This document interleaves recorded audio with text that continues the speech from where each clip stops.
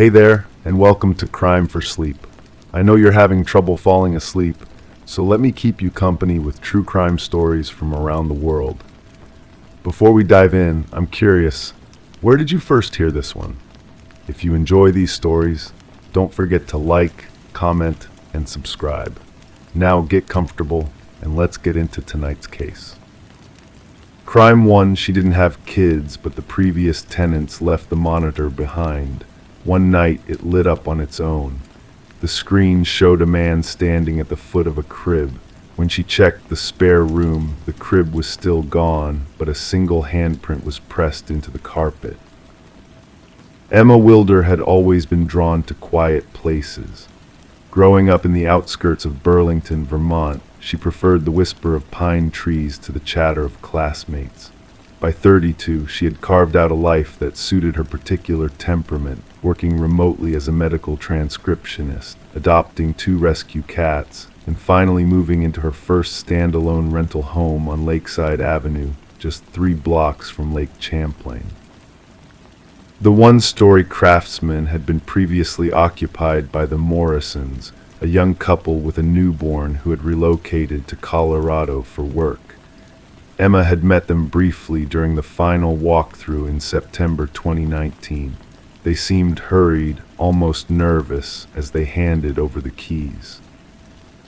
"You might find some things we missed," Mrs. Morrison had said, avoiding eye contact. "Just toss whatever you don't want." Emma found several items in the weeks that followed: oven mitts tucked in a drawer, a forgotten umbrella in the hall closet, and most notably, a baby monitor still plugged into an outlet in what would become her home office. It was a simple model with a camera unit and a portable receiver screen.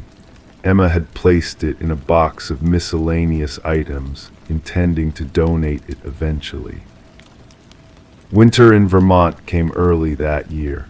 By mid-November, the temperature had dropped below freezing, and the sun disappeared by 4:30 each afternoon.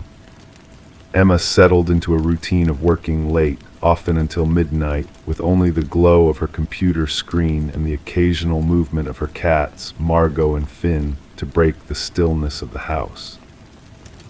On November 28th, Thanksgiving night, Emma worked later than usual, catching up on files after spending the day with her sister's family in Montpelier. The house felt particularly empty after the warmth and noise of the holiday gathering. Around 1:15 a.m., as she was preparing for bed, she heard a soft electrical hum from her office. The baby monitor receiver, which had remained unplugged in the donation box since she moved in, was illuminated. Its screen showed static at first, then cleared to reveal the image of a nursery, cream-colored walls, a mobile hanging from the ceiling, and the edge of what appeared to be a crib. Emma froze, her hand halfway to the device. There was no nursery in her house. The Morrisons had taken their baby furniture with them. As she watched, a shadow moved across the screen. Then, with shocking clarity, a man appeared in the frame. He stood at what would be the foot of the crib, looking down. He wore a dark hoodie, and though his face was mostly in shadow, Emma could make out a beard and the glint of glasses. He remained motionless for several seconds, then slowly reached a hand toward the crib. Emma dropped the receiver. It clattered to the floor, the screen going dark on impact. Her heart hammered in her chest as she fumbled for her phone, ready to call 911, but hesitated. What would she say? That an unplugged baby monitor had somehow shown her a man in a nursery that didn't exist. Instead, she gathered her courage and walked to the spare room, the room that would have been the Morrison baby's nursery. She flipped on the light switch and scanned the now empty space that contained only her desk, a bookshelf, and a filing cabinet. No crib, no cream-colored walls, just the pale blue paint she had chosen herself. As she was about to leave, something caught her eye. In the center of the carpet, where the crib would have stood based on the indentations still visible in the carpet padding, was a single, perfect handprint, much larger than a child's, pressed into the carpet fibers, as if someone had leaned heavily on that exact spot. Emma backed out of the room and locked the door. She spent the night on her couch, cats huddled protectively against her, the sounds of the house's settling wood and pipes taking on new, sinister meanings in the darkness. The next morning, in the harsh light of day, Emma convinced herself she had fallen asleep at her desk and dreamed the entire incident. The handprint was gone, or perhaps had never been there. The baby monitor remained dark and silent in its box. She carried on with her weekend, grocery shopping, and catching up on laundry, pushing the unsettling memory away. Until Sunday night, when Detective Marcus Dawson from the Burlington Police Department knocked on her door. "Ms. Wilder, I'm sorry to bother you on a Sunday," he said, badge in hand. "We're investigating a series of break-ins in the neighborhood, and we're speaking with all residents. Have you noticed anything unusual lately?" Emma hesitated, the memory of the baby monitor flashing in her mind, but she simply shook her head. "Nothing specific, no." Detective Dawson nodded, making a note in his small black notebook. "The intruder seems to target homes previously occupied by families with infants. They don't take anything valuable, just spend time in the children's rooms. We believe they may be using baby monitors to survey the homes first." Emma felt her blood run cold. "The previous tenants here had a baby," she heard herself say. "They left a monitor behind." Dawson's expression changed subtly. "May I see it?" Emma retrieved the box from her office, noticing with increasing unease that the receiver was now plugged in again, though the screen remained dark. She explained what had happened Thursday night, feeling foolish as the words left her mouth, but Dawson listened without judgment. "We should take this as evidence," he said finally, "and I'd like to have a team check your spare room. The pattern we're seeing is concerning." The investigation revealed that the Morrisons had not moved to Colorado at all. They had fled to a relative's home in Massachusetts after experiencing similar phenomena, their baby monitor showing a stranger in their child's room when no one was there. More disturbing was what the police found when they lifted the carpet in Emma's spare room, a small trapdoor leading to a crawl space that ran beneath the entire house. Inside, they discovered a sleeping bag, food wrappers, and several notebooks filled with detailed observations of the home's previous and current occupants.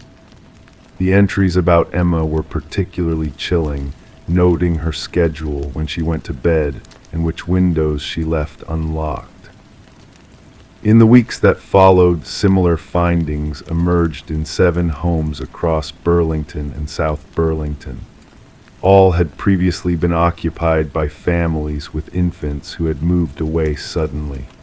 All new occupants reported strange occurrences with electronic devices, particularly baby monitors and security cameras. The case broke when police apprehended Martin Keyes, a 43-year-old former security system installer, attempting to access a crawl space in a home just 2 blocks from Emma's. Keyes had been monitoring families through their own devices for years, carefully selecting homes with certain architectural features that allowed for hidden access points.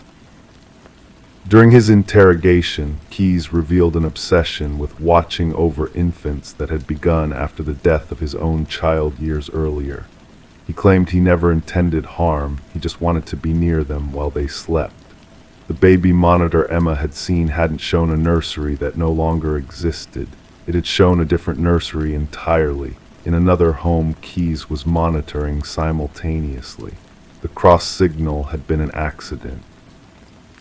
Emma Wilder never spent another night in the Craftsman house. She moved to a 3rd-floor apartment downtown with no crawl spaces, no attics, and no basement. She disabled the cameras on her laptop and phone, covered them with tape just to be sure. Sometimes, in the quiet hours before dawn, she still wakes to the phantom sound of electronic static, certain that somewhere someone is watching. The Burlington Police Department ultimately connected Keyes to 12 homes across 3 counties. In each one, he had created a hidden surveillance point, establishing what the press called nests. What they couldn't determine was how many homes he had visited before establishing these long-term hiding places, or whether he had accomplices who remained unidentified. Emma still works as a medical transcriptionist, still prefers quiet to noise. But now she leaves the lights on at night and her cats sleep on either side of her pillow, alert to the smallest sounds in the darkness. And sometimes when she passes homes with "for rent" signs in her new neighborhood, she wonders about the families who lived there before and why they really left. Sometimes she wonders who might be watching them now. Crime 2, they bought the property for the land, but inside a locked shed they found rows of the same shoe, left foot only, lined up perfectly, each with a name tag. All but one were scratched out. The last one read, "Reserved."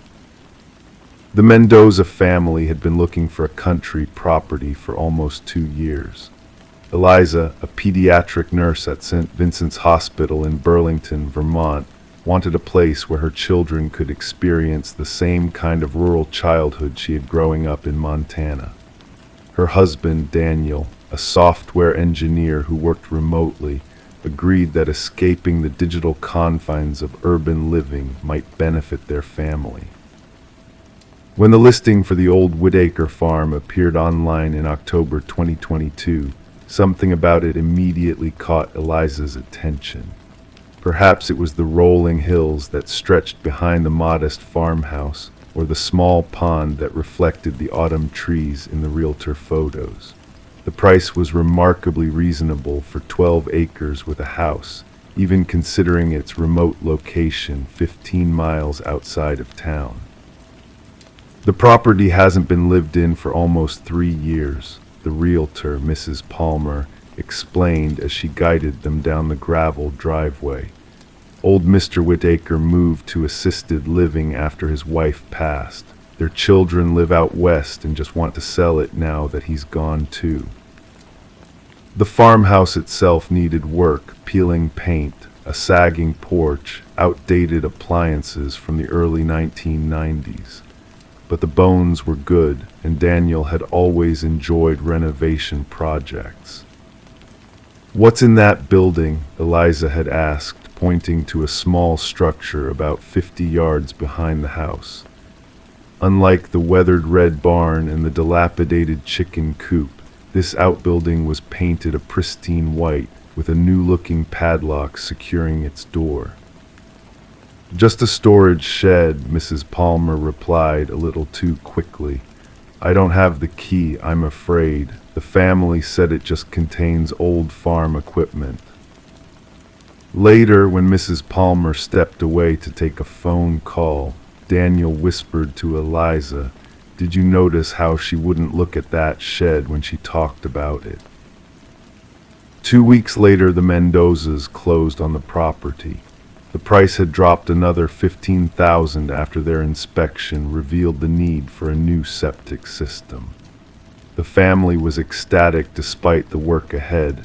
11-year-old Sophie already planning her horseback riding lessons, 8-year-old Mateo claiming the attic bedroom as his command center. The previous owners had left behind most of the furniture, kitchen items, and various farm implements. The key to the white shed, however, was conspicuously absent from the ring of keys handed over at closing. "I'll get bolt cutters tomorrow," Daniel told Eliza on their first night in the house. Probably nothing interesting in there anyway. That night, Eliza woke at 3:17 a.m. The house was silent except for the occasional creak of settling wood. She went to check on the children, finding both soundly asleep. Returning to the master bedroom, she paused at the window. In the moonlight, the white shed seemed to glow against the dark backdrop of trees. For a moment, she thought she saw movement, a shadow passing by one of the small windows, but she blinked and nothing was there. The next day, Daniel drove to the hardware store in town. While selecting various supplies, he struck up a conversation with the elderly clerk. "Just moved into the old Whitaker place," Daniel mentioned casually. The clerk's hand paused mid-scan. "That's so, nice piece of land." "It is. Curious about that white shed out back, though. Don't have a key for it." The clerk resumed scanning, his eyes fixed on the items. Whitaker was a strange one, kept to himself mostly, especially after his daughter disappeared back in '98. "His daughter disappeared?" Daniel asked, suddenly alert. "Marlene, lovely girl, about 20 when it happened, just didn't come home one day. Police never found anything conclusive." The clerk bagged Daniel's items with deliberate care. Some folks thought Whitaker knew more than he let on, but nothing was ever proven. When Daniel returned home, he found Eliza in the kitchen unpacking boxes of dishes. Without preamble, he shared what he'd learned in town. The clerk seemed uncomfortable talking about it, Daniel concluded, and he changed the subject when I asked about the shed specifically. They decided to open the shed immediately. Daniel retrieved the bolt cutters from his truck, and together they walked across the overgrown lawn. The padlock was sturdy, newer than anything else on the property, but it gave way with a satisfying snap under the pressure of the bolt cutters. The door creaked open, releasing a wave of stale air. Daniel pulled the chain for an overhead bulb, which flickered reluctantly to life, casting a weak yellow glow over the interior. What they saw made no immediate sense. Along 3 walls of the shed, simple wooden shelves had been installed. On these shelves, arranged with obsessive precision, were shoes. Left shoes only, women's shoes, all the same style, beige pumps with a modest heel, size 7. Eliza counted 23 of them. Each shoe had a small paper tag attached to it by a string. On each tag was handwritten a woman's name.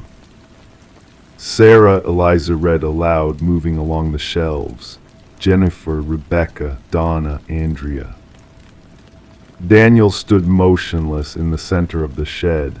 "Look," he finally said, pointing to the tags. "Most of them have been scratched out." Indeed, 22 of the 23 names had been crossed through with what appeared to be a thick black marker. Only the last shoe's tag remained pristine. It bore no name, only the word "reserved" in the same meticulous handwriting. "We should call the police," Eliza whispered, backing toward the door. Within an hour, Sheriff Leland Prescott arrived with 2 deputies. A tall man with graying temples and tired eyes, Sheriff Prescott had been with the Burlington County Sheriff's Department for 27 years. "I knew Theodore Whitaker," he told the Mendozas as his deputies photographed the shed's contents. "Quiet man, lost his wife to cancer in 2019. Before that, the family tragedy was his daughter Marlene." "We heard about that," Daniel said. "She disappeared." The sheriff nodded. March 14, 1998, 25 years old, worked as a receptionist at a dental office in town. One Friday, she didn't come home. Her car was found at the grocery store parking lot, but security cameras didn't catch anything unusual. No signs of struggle, no witnesses. "And these shoes," Eliza gestured toward the shed. "That's new to me," Sheriff Prescott admitted. "Theodore never let anyone near this shed, far as I know. Even during the initial investigation, we didn't have cause to search it. Nothing pointed to him." By nightfall, the sheriff's department had removed all 23 shoes for evidence. Crime scene technicians had dusted for fingerprints and collected samples from the shed's dirt floor. "We'll need to check these names against missing persons cases," Sheriff Prescott explained. "Though they could be nothing, maybe some strange collection or a memorial of some kind." But something in his voice suggested he didn't believe that.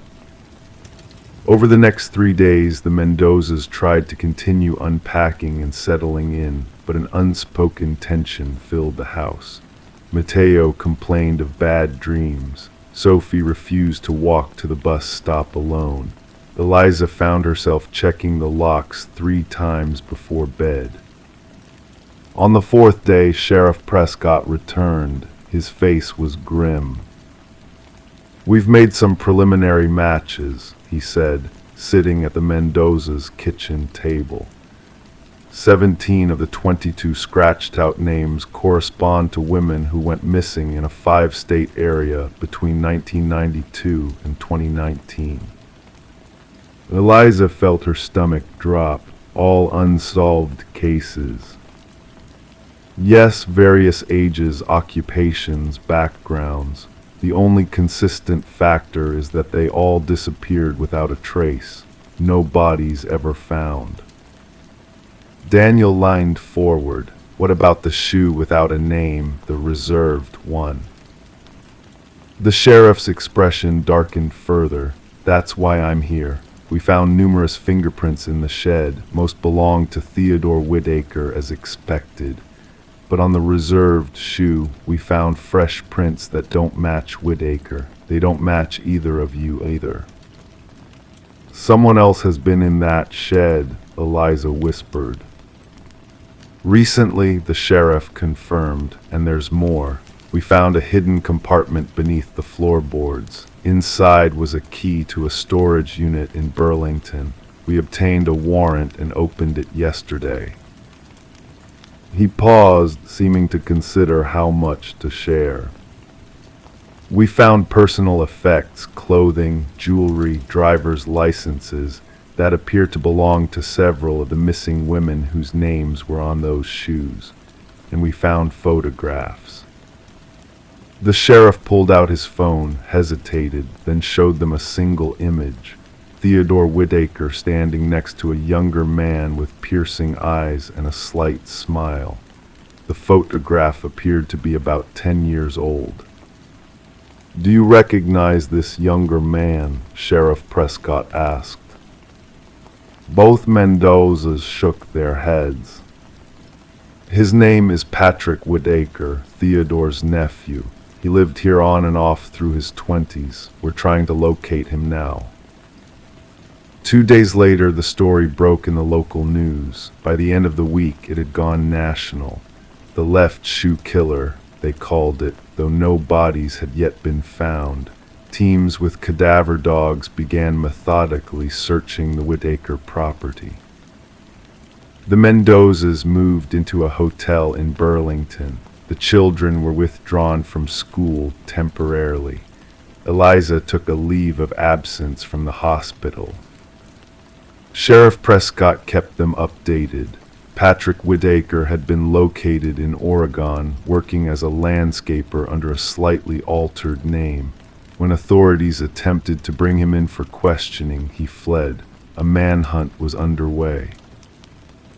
3 weeks after the discovery in the shed, Daniel received a call from Sheriff Prescott.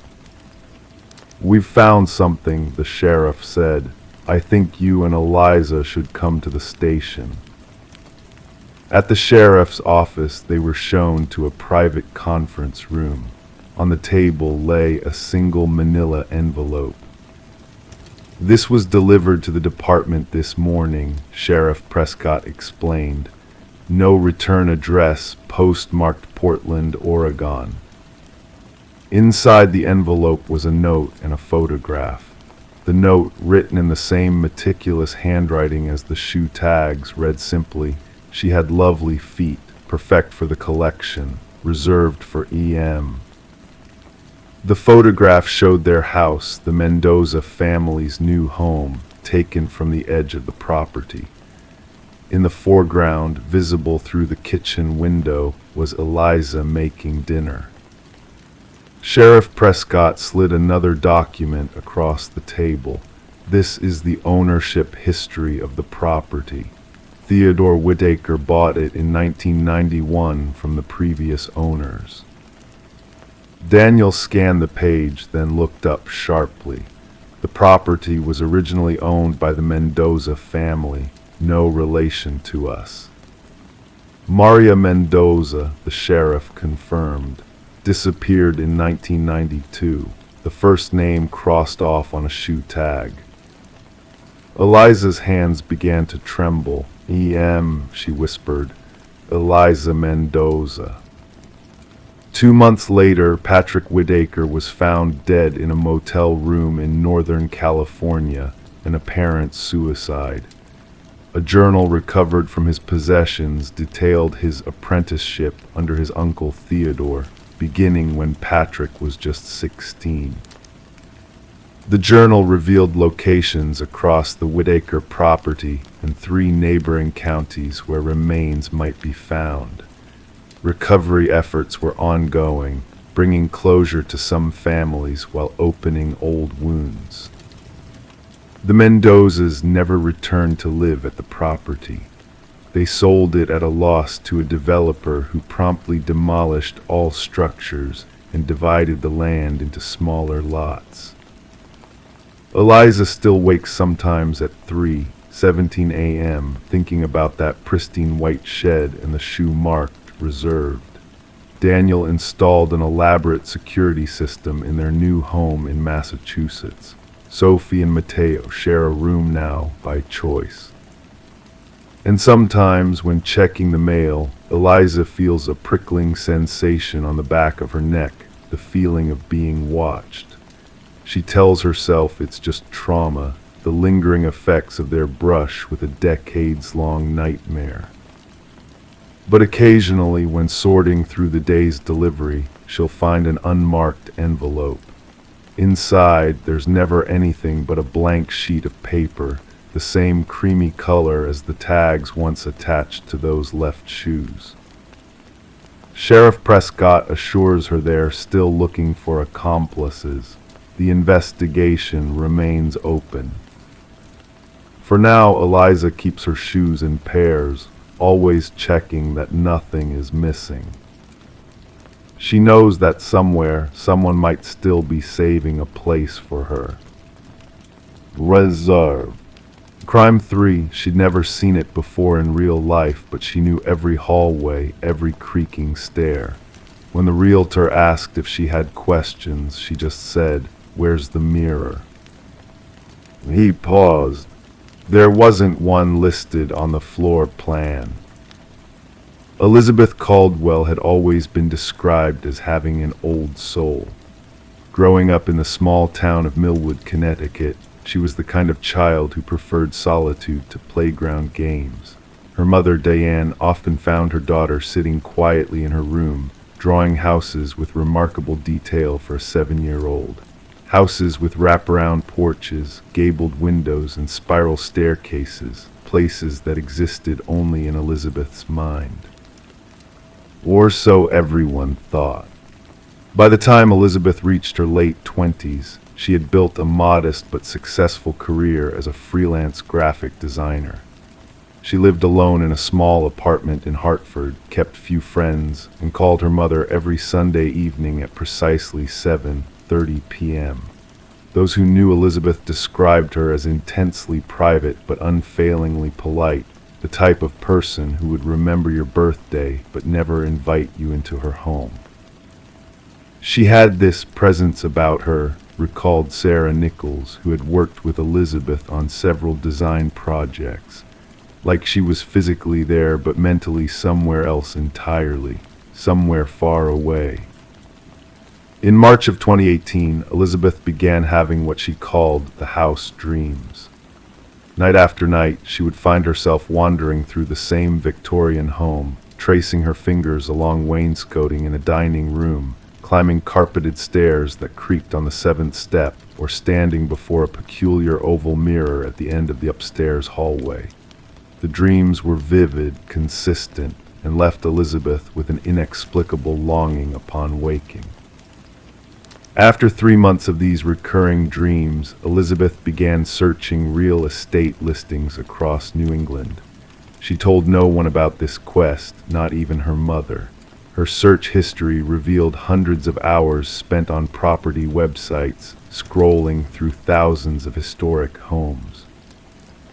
Then on June 17th, she found it. The Victorian house at 1423 Elm Street in the sleepy coastal town of Somerset, Maine, was listed as a charming fixer-upper with original features. The online listing showed only exterior photos and a few shots of the downstairs rooms, but Elizabeth recognized it immediately. She called the realtor that same day and arranged to view the property. She seemed almost in a trance when she arrived, recalled James Woodacre, the real estate agent who showed Elizabeth the house. Most clients ask about the foundation, the roof, the plumbing, but she walked around like she already knew the place. Then she asked about some mirror that wasn't even mentioned in the listing. Elizabeth made an offer that afternoon, the full asking price, which was unusual for a property that had been sitting on the market for over 2 years. The offer was accepted, and Elizabeth arranged to move in by August 1st. The last call Elizabeth made to her mother was on July 29, 2018. The conversation lasted exactly 12 minutes, according to phone records. Diane Caldwell would later tell investigators that her daughter sounded happier than I'd heard her in years, speaking excitedly about finally finding the place where she belonged. That was the last time anyone heard from Elizabeth Caldwell. When Elizabeth failed to call on the following Sunday evening, Diane wasn't immediately concerned. Moving was stressful, and Elizabeth had mentioned the rural property might have spotty cell service. But after 3 days of unanswered calls and texts, Diane contacted the Somerset Police Department to request a welfare check. Officer Ray Mendoza was the first to arrive at 1423 Elm Street on August 6th. His body camera footage, later reviewed during the investigation, showed a property that appeared both lived in and oddly vacant at the same time. Front doors unlocked, Officer Mendoza noted into his radio as he entered. The footage captured a pristine entryway, no moving boxes, no disarray, nothing to suggest someone had recently moved in. And yet there were signs of occupancy, a coffee mug on the kitchen counter, still half full, a laptop open on the dining room table, Elizabeth's purse hanging on a hook by the door, containing her wallet, keys, and phone. But there was no sign of Elizabeth herself. As Officer Mendoza climbed the stairs, the seventh step creaked loudly under his weight. At the top of the staircase, the footage showed a long hallway with 4 doors, 3 bedrooms, and 1 bathroom, all empty.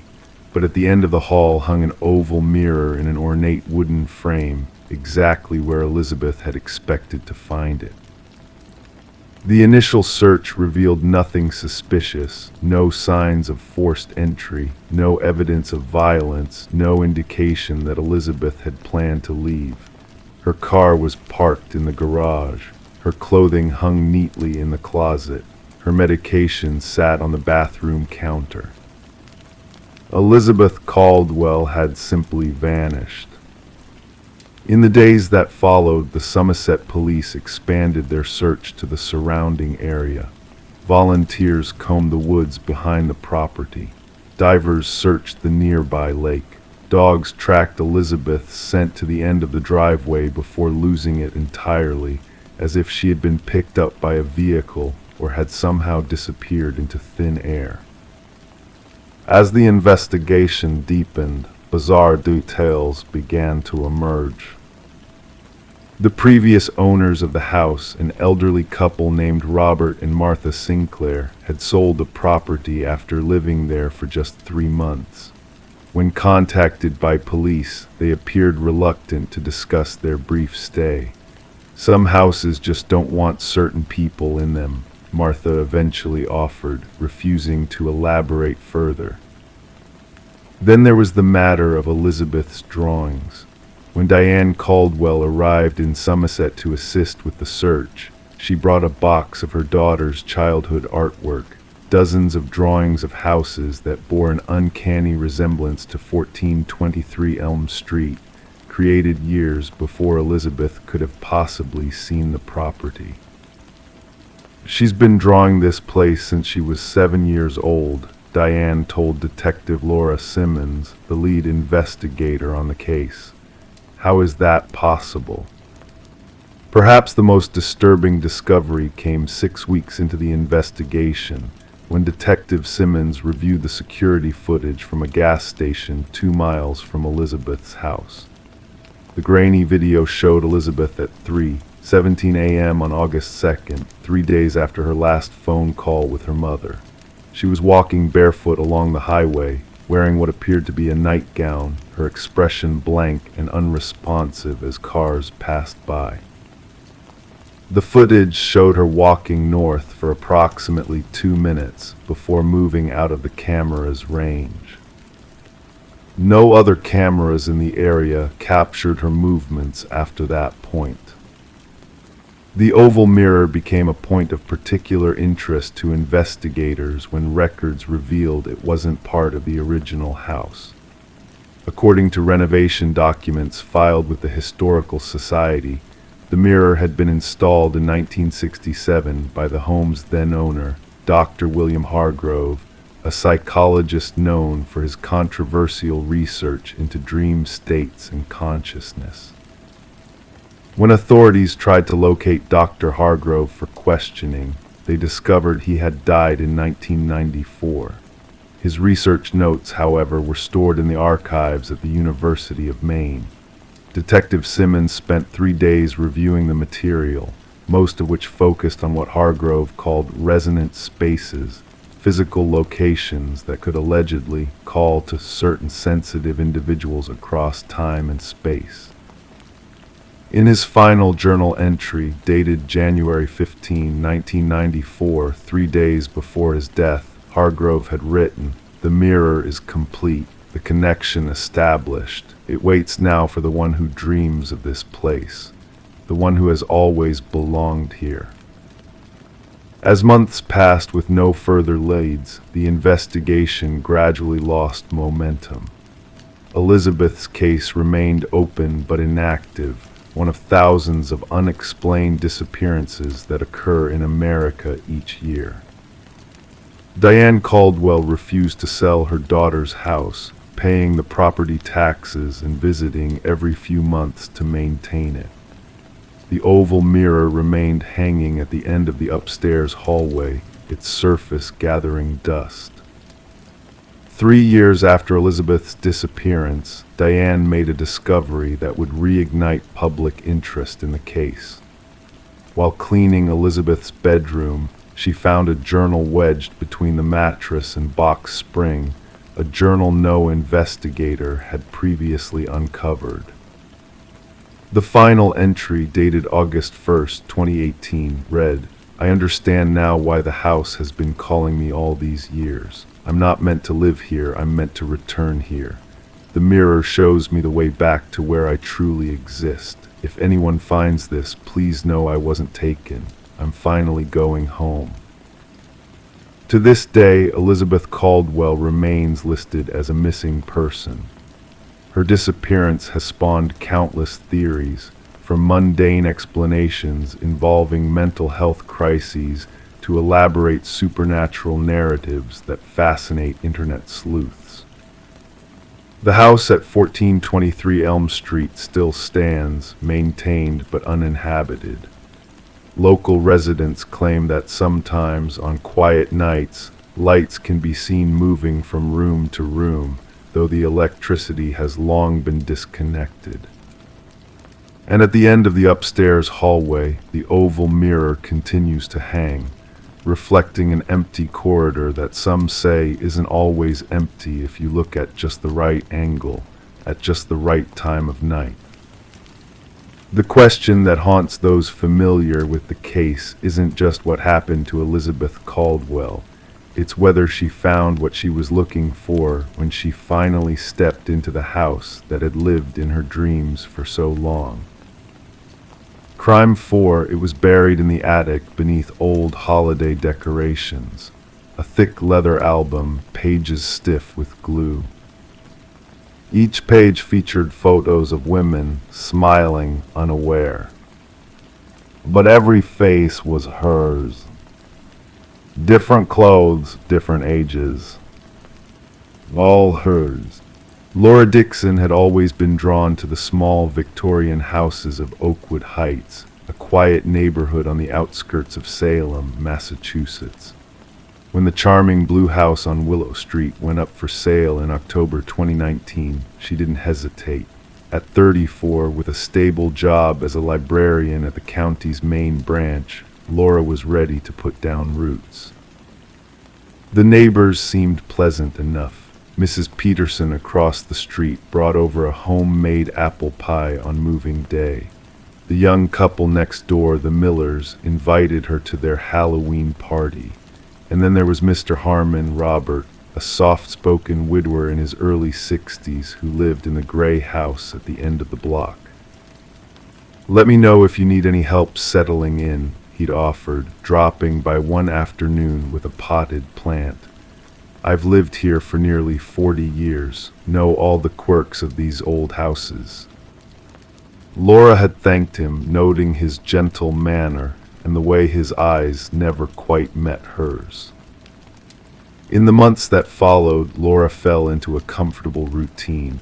Weekdays at the library, Saturday mornings at the farmer's market, Sunday afternoons reading in her garden when weather permitted. She began renovating the house room by room, starting with the kitchen. Friends commented on how content she seemed. "This place suits you," her best friend Megan remarked during a visit that spring. "You seem at peace here." Laura agreed. She did feel at peace until the dreams began. They started 6 months after she moved in. Dreams of being watched, of curtains moving when there was no breeze, of footsteps on the stairs when she was alone in the house. She'd wake with her heart pounding, certain there had been someone standing at the foot of her bed. "Old houses make noise," her friend Megan assured her over coffee. "They settle." Laura nodded, sipping her latte. "You're right, I'm just being silly." But then came the morning she found the upstairs bathroom window unlocked. She was certain she'd checked it the night before. She always did, methodically moving through the house before bed. And there was the missing earring she eventually found in the hallway, though she distinctly remembered placing it in her jewelry box. Small things easily explained away until the photos. It began with an envelope in her mailbox. No stamp, no return address, just her name written in neat block letters. Inside was a photograph of her walking out of the library, taken from across the street. The date stamp in the corner was from 3 days earlier. Laura's hands trembled as she turned the photo over. Nothing, no message, no explanation. She called the police, who sent over Officer Martinez, a young woman with sympathetic eyes who took notes and promised to increase patrols in the area. "Probably just kids," Officer Martinez suggested, "but let us know if you receive anything else." A week passed, then another envelope, this time with a photo of Laura at the grocery store examining apples. The angle suggested it had been taken by someone standing very close to her. After the third photo, Laura reading in her garden, taken from what must have been Mr. Harmon's yard, Officer Martinez brought her partner, Detective Wilson, a middle-aged man with tired eyes who asked more pointed questions. Anyone showing unusual interest in you lately? Ex-boyfriends, co-workers? Laura shook her head. No one. Detective Wilson studied the photos again.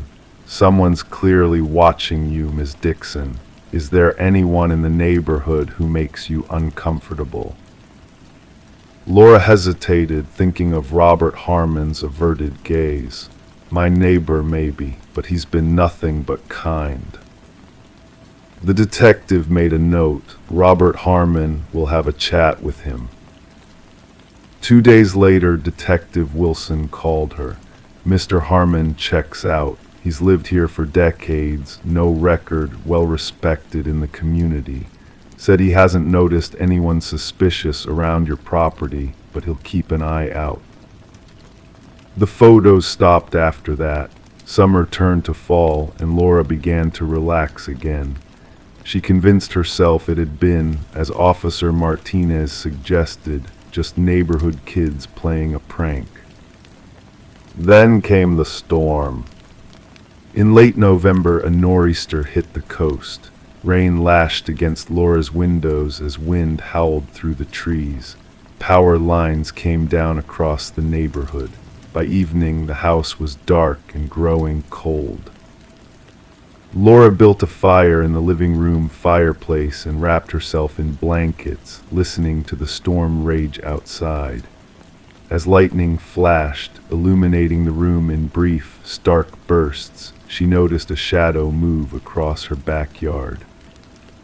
Heart racing, she called 911, but the dispatcher explained that emergency services were overwhelmed with the storm. An officer would come when possible, but it might be hours. Another flash of lightning, another glimpse of movement outside. Laura grabbed a flashlight in her phone, retreating upstairs to her bedroom where she pushed a dresser against the door. Thunder cracked overhead, making the house shudder. In that moment, Laura heard it, the unmistakable sound of the back door opening. Footsteps on the stairs, slow, measured, familiar from her dreams. Police are on their way, she shouted, though she knew help was far off. Silence, then a voice, soft and unnerving. They won't get here in time, Laura. The doorknob turned, met resistance from the dresser. A shoulder pressed against the wood, pushing. The dresser began to slide. Laura frantically searched the room for a weapon, finding only a heavy crystal paperweight on her nightstand. She gripped it tightly as the gap widened. A hand reached through, then an arm. Lightning flashed again, illuminating the face of Robert Harmon, his eyes no longer averted but fixed on her with terrible intensity. I've been watching you for so long, he whispered. Laura swung the paperweight, catching him across the temple. He stumbled backward. She pushed past him, racing down the stairs and out into the storm, rain soaking her instantly as she ran toward the miller's house next door. The police arrived 30 minutes later, finding Laura huddled with the young couple in their living room. Officers entered her house, guns drawn, but found no one. Robert Harmon's house, when they checked it, was empty as well. What they did find in Harmon's attic beneath boxes of Christmas decorations was the scrapbook, a thick leather album filled with photographs spanning decades, women of different ages in different settings. But upon closer inspection, a pattern emerged. All bore a striking resemblance to Laura.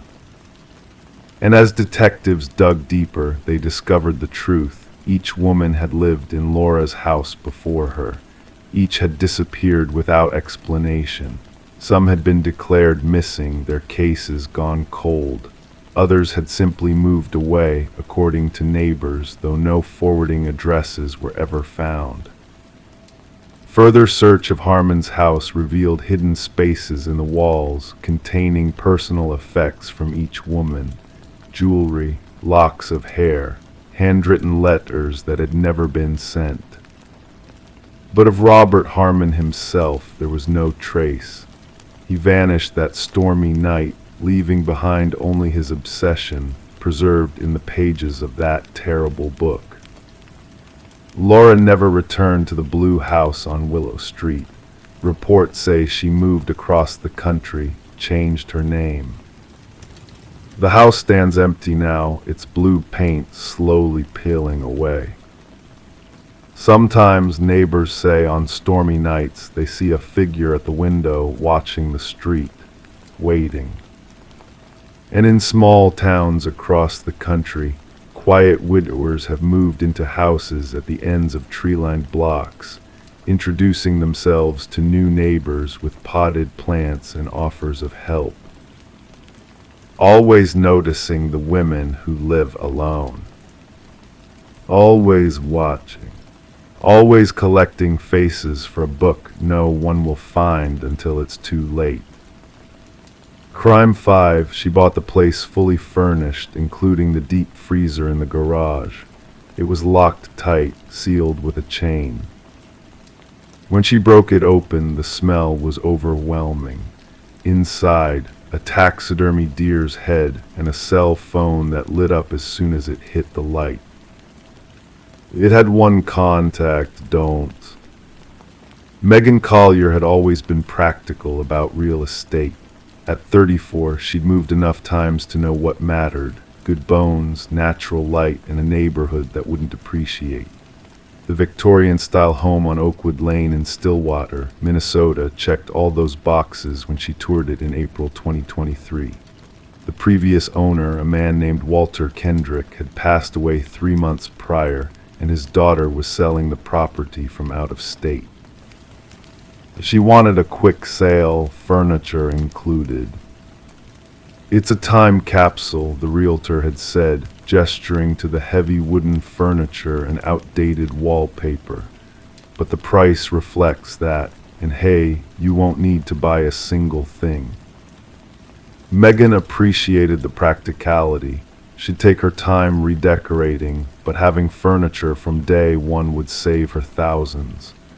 The paperwork went smoothly, and by June she had the keys. The first few weeks passed in a blur of cleaning and organizing. Walter had been a widower who lived alone for nearly 2 decades after his wife died in 2004. His belongings told the story of a solitary man: shelves of mystery novels, a collection of hand-carved chess pieces, and framed maps of places he'd never visited. It was almost July when Megan finally tackled the detached garage. Unlike the meticulously organized house, the garage was cluttered, tools hanging from pegboards, boxes stacked against walls, and in the corner, a large chest freezer. The white appliance was at least 20 years old, its exterior yellowed with age. But what caught Megan's attention was the heavy chain wrapped around it, secured with a padlock. Guess Walter didn't want anyone stealing his steaks, she joked to herself, making a mental note to call a locksmith. But locksmiths were expensive, and the freezer was probably just full of freezer-burned food. After a week of procrastination, Megan returned to the garage with bolt cutters she'd borrowed from her neighbor. The chain fell away with surprising ease. The seal of the freezer had created a vacuum, and when she finally pried it open, the escaping air carried a scent that made her step back, a musty, chemical odor mixed with something organic and long decayed. The freezer hadn't been running in months. Inside, resting atop a folded tarp, was a taxidermy deer head. Its glass eyes caught the light from the garage door, giving it an eerily lifelike appearance. The preservation work was amateur at best, the fur was patchy, and the expression was wrong somehow, like the taxidermist had never actually seen a deer. "What the hell?" Megan muttered, reaching in to lift the peculiar object. That's when she saw it. Beneath the deer head was an old flip phone, its plastic casing yellowed like the freezer itself. As the sunlight hit it, the screen flickered to life, displaying a low battery symbol. Megan nearly dropped it in surprise. Later, she would tell Detective Harris that this was the moment she should have called someone. But curiosity is a powerful force. The phone's battery lasted just long enough for Megan to navigate to the contacts. There was only one entry, labeled simply, "Don't." No phone number was visible until she selected it. Before she could decide whether to press call, the phone died in her hand. Detective Layla Harris had been with the Stillwater Police Department for 12 years. She specialized in cold cases, the ones that lingered in filing cabinets, waiting for fresh eyes.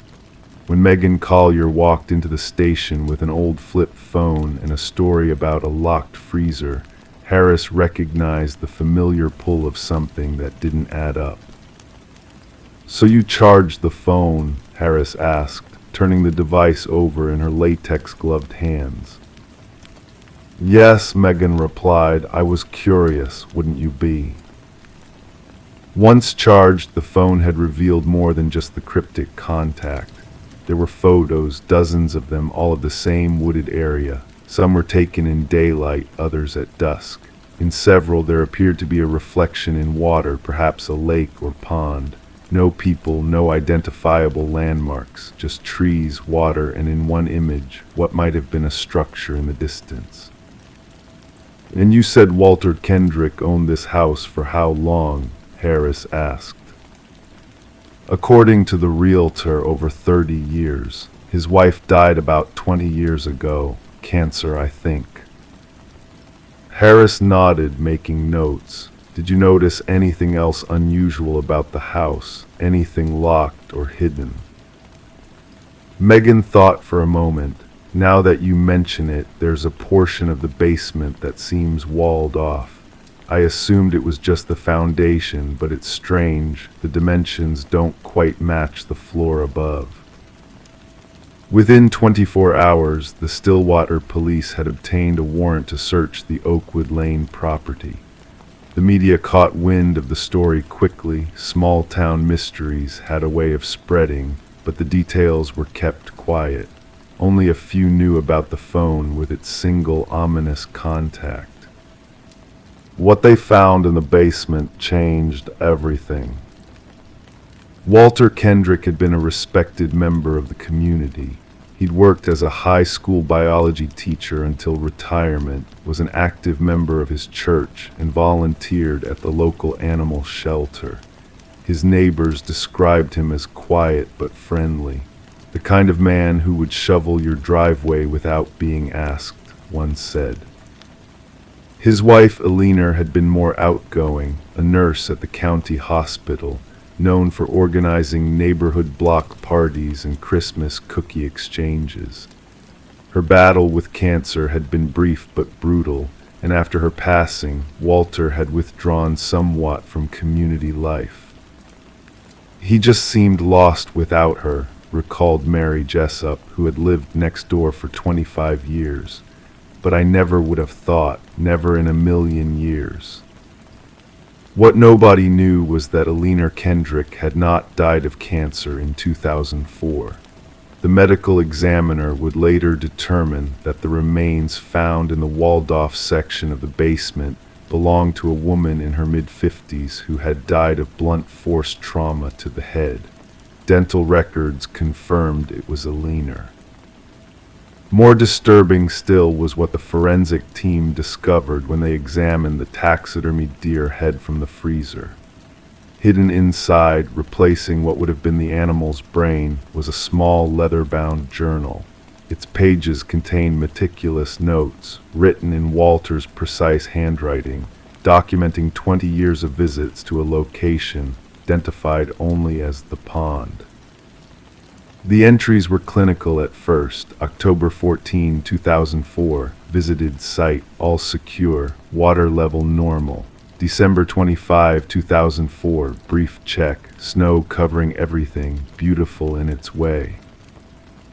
But as the years progressed, the entries became more personal. October 14, 2013, 9th anniversary. Brought flowers, told her about my retirement, almost felt like she could hear me. February 9, 2018, found teenagers near the pond, watched until they left, must be more careful, they cannot know. The final entry was dated just 2 weeks before Walter's death from heart failure. January 3, 2023, I am tired. The doctor says my heart is failing. Perhaps this is justice. I've made arrangements for Ellie's remains. Soon we will both be at peace. But whatever arrangements Walter had made died with him. The journal made reference to a second location, the pond from the photographs, but gave no clear indication of where it might be. The case broke open 6 months later, when a teenager named Jason Mills came forward after seeing a news report about the investigation. In July 2022, Jason and his friends had been exploring an abandoned property near Stillwater Lake when they encountered an elderly man. He wasn't threatening or anything, Jason told Detective Harris. Just said we were on private property and needed to leave, but he seemed really anxious, kept looking over at this small pond on the property.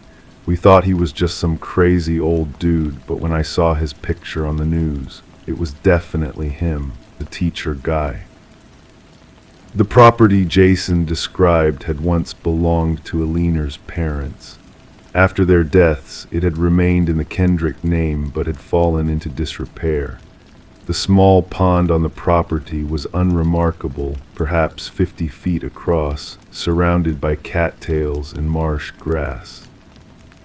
When the dive team searched the pond, they found what Walter had been protecting all those years. A waterproof case containing Alina's wedding ring, her nurse's pin, and a letter in Walter's handwriting.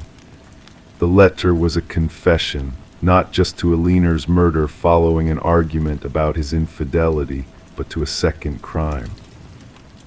In the mud at the bottom of the pond, wrapped in chains similar to those that had secured the freezer, they found another set of remains.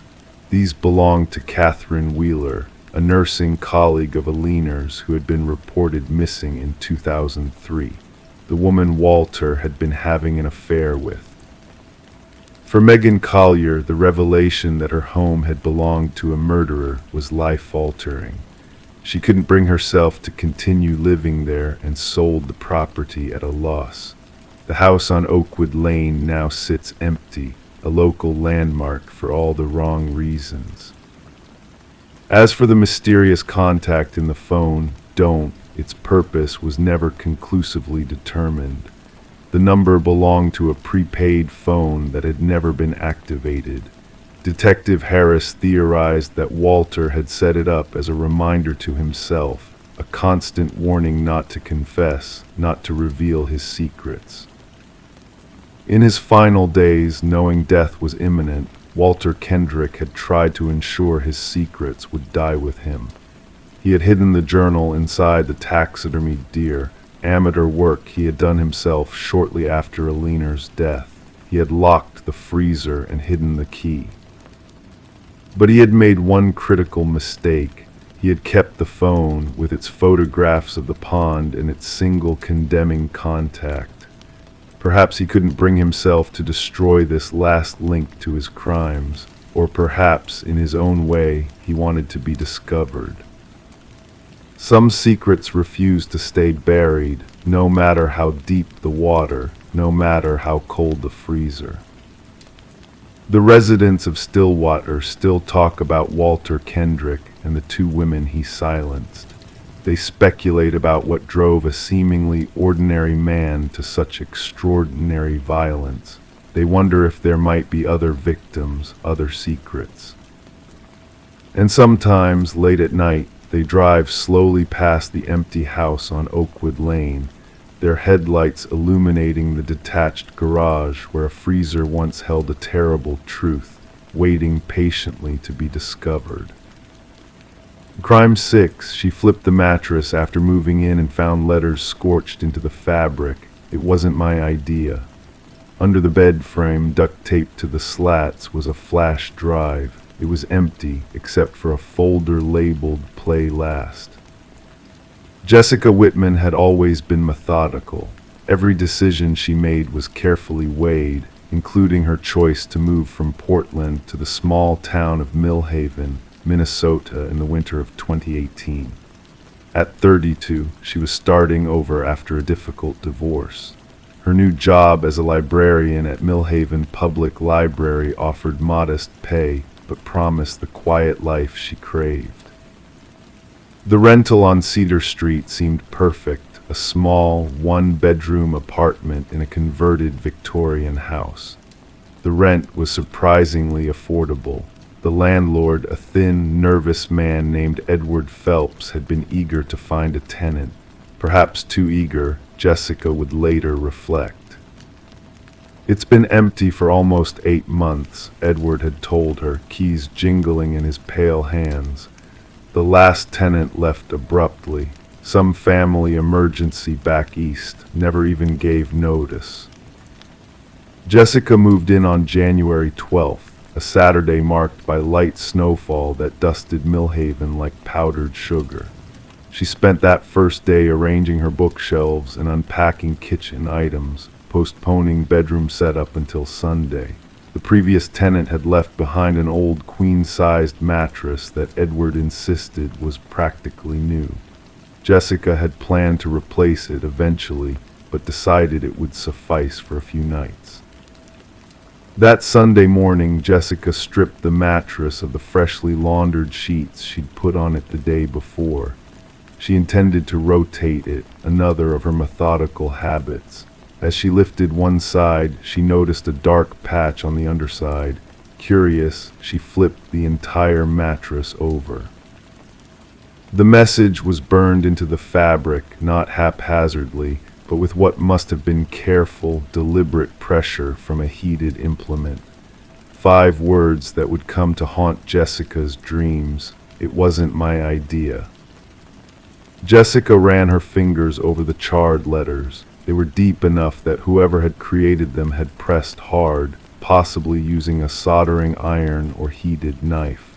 The precision suggested patience, planning. Her first instinct was to call Edward, but something stopped her, an inexplicable urge to investigate further before involving anyone else. She knelt beside the bed and examined the frame. Nothing unusual about the headboard or footboard. She checked underneath, running her hand along the supportive slats. That's when her fingers found it, a small rectangular object secured with silver duct tape to the underside of a wooden slat. A flash drive. Jessica's hands trembled slightly as she peeled away the tape. The drive was black, unmarked, and ordinary. She took it to her laptop in the living room, inserted it, and waited. A single folder appeared on her screen. It contained no files, just a subfolder labeled Play Last. Inside that, a video file, Watch MEMP4. Jessica hesitated, her cursor hovering over the file. The rational part of her mind suggested calling the police immediately. But curiosity, that dangerous human impulse, won out. She clicked play. The video opened to a dimly lit room, this room, her bedroom, but emptier, clearly filmed before she moved in. A woman sat on the edge of the bed, her face partially obscured by long brown hair. She appeared to be in her late 20s, thin, wearing a gray sweatshirt. When she spoke, her voice was surprisingly steady. "My name is Elise Morton. If you're watching this, you found my message. I've been living in this apartment for 11 months. I'm recording this on November 3rd, 2017. The woman, Elise, paused, tucking her hair behind her ear. "I'm not crazy. I need you to believe that." She explained that strange things had begun happening about 2 months after she moved in. Small items disappeared and reappeared in different locations. She would wake to find doors open that she was certain she had closed. Twice, she found muddy footprints in the bathroom that weren't hers. "I changed the locks," Elise continued.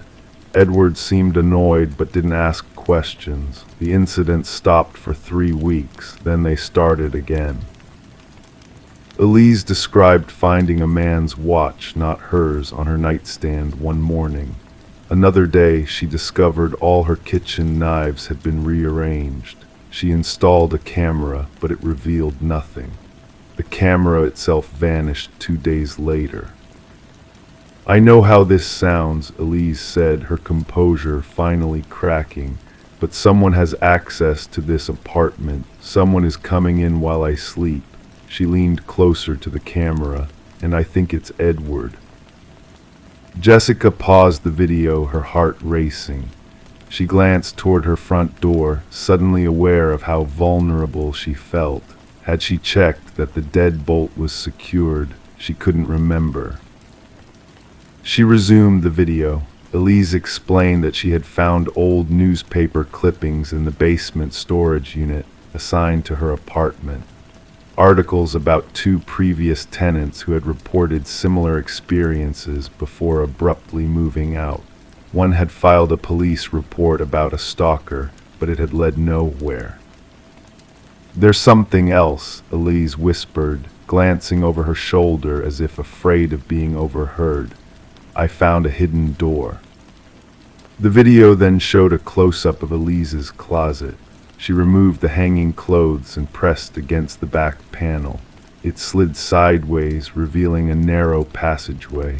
The camera followed as she crawled through, emerging into what appeared to be a maintenance space between walls. A small chair was positioned there, alongside a table holding a glass of water and a book. "Someone sits here," Elise's voice trembled. "Someone watches me through the walls." The camera panned to show tiny holes drilled through the plaster, offering a clear view of the bedroom. "I'm leaving tomorrow. I've booked a flight to my sister's in Arizona, but I wanted to leave this warning for whoever comes next." She looked directly into the camera. "Check the walls, check everywhere, and whatever you do, don't let Edward know what you found." The video ended abruptly. Jessica sat frozen, her laptop screen returning to the folder display. The apartment suddenly felt cavernous, full of shadows and potential hiding places. She found herself listening intently for any sound beyond the normal creaks of an old building. Jessica shut her laptop and walked cautiously to her bedroom closet. She slid hangers aside and pressed against the back panel. It felt solid. She knocked. The sound was hollow, but that could be normal for an interior wall. She examined every inch of the closet's interior but found nothing suspicious. That night, Jessica slept on her couch, a kitchen knife placed on the coffee table beside her. In the morning, she called in sick to work and drove to the Millhaven Police Department. Officer Derek Hansen, a broad-shouldered man with kind eyes and graying temples, listened to her story with professional attentiveness. He viewed the video and took the flash drive as evidence. "I'll look into this, Elise Morton," he promised, "and we'll send someone to check your apartment for any hidden passages or signs of unauthorized entry." The preliminary search revealed nothing unusual. No hidden doors, no peepholes in the walls.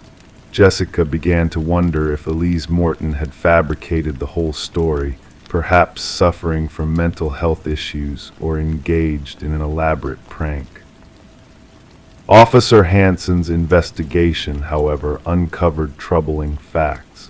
Elise Morton was real. She had indeed rented the apartment before Jessica. She had abruptly terminated her lease and moved to Arizona in November 2017, just as the video stated. but attempts to contact her proved unsuccessful. Her sister in Phoenix claimed Elise had stayed with her for only 2 weeks before continuing to California. She hadn't heard from her in months. More concerning, Edward Phelps had owned the building for only 4 years, but in that time, Jessica's apartment had seen 5 different tenants. None had stayed longer than a year. 2 had left without notice, forfeiting security deposits. Jessica agreed to temporarily relocate to a motel while police conducted a more thorough search of the apartment. On the second day, they found it, not in the bedroom closet, but in the bathroom. A section of wall behind the shower concealed a narrow passage that led to a small space between walls. Just as Elise had described, there was a chair and small table, and on the wall, tiny holes that provided a clear view of both the bathroom and, at an angle, the bedroom. Edward Phelps was brought in for questioning. He denied everything at first, claiming no knowledge of the hidden space. When confronted with evidence, fingerprints found on the chair, a notebook containing detailed observations of Jessica's daily habits during her short tenancy, his story changed. "I just watched," he insisted, his thin face contorted with distress. "I never hurt anyone, I never touched them, it wasn't my idea." That phrase, the same words burned into the mattress, sent chills through Jessica when Officer Hansen relayed Edward's statement. What did he mean? It wasn't his idea. Whose idea was it? Edward refused to elaborate. He was charged with stalking, invasion of privacy, and illegal surveillance. Released on bail pending trial, he disappeared 3 days later. His car was found abandoned at a rest stop near the Wisconsin border. The investigation widened. Police discovered similar hidden observation spaces in 3 other apartments Edward owned across 2 counties. In one, they found a collection of personal items apparently taken from former tenants: a watch, a hairbrush, a camera. Jessica never returned to the apartment on Cedar Street. She stayed in Millhaven, moving to a different neighborhood, determined not to let fear drive her away from the fresh start she had sought. 6 months later, a construction worker renovating the old Victorian house made a grisly discovery in the basement: human remains concealed within a sealed wall cavity. Forensic analysis would eventually identify the remains as belonging to 3 individuals, all former tenants. Among them was Elise Morton. Investigators now believe Edward Phelps was responsible for at least 5 disappearances across the Midwest spanning 2 decades.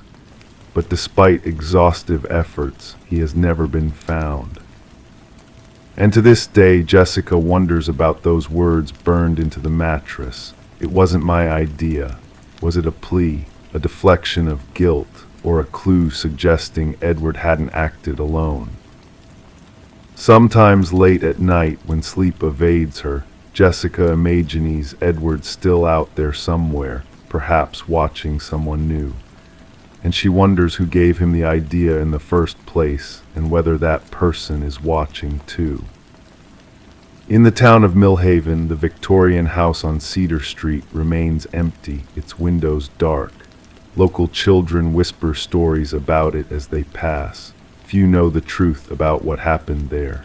Fewer still know about the message burned into a mattress, a message that, like the case itself, remains an open wound in the fabric of a quiet Minnesota town. Crime 7, the TV was unplugged. Still, every night it buzzed faintly and flickered on. No sound, no channels, just static until a blurry face began forming. Each night it got clearer, and one night it smiled. Laurel Creek was the kind of suburb where people moved to forget that cities existed. The streets were wide, the lawns were green, and the neighbors waved from their porches.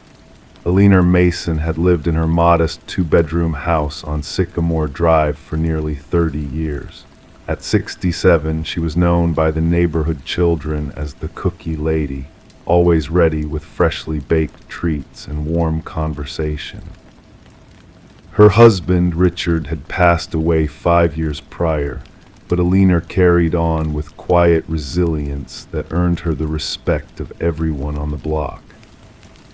Her routines were as predictable as the seasons. Monday was for grocery shopping. Tuesday was bridge club at the community center. Wednesday was when she volunteered at the local library reading to children.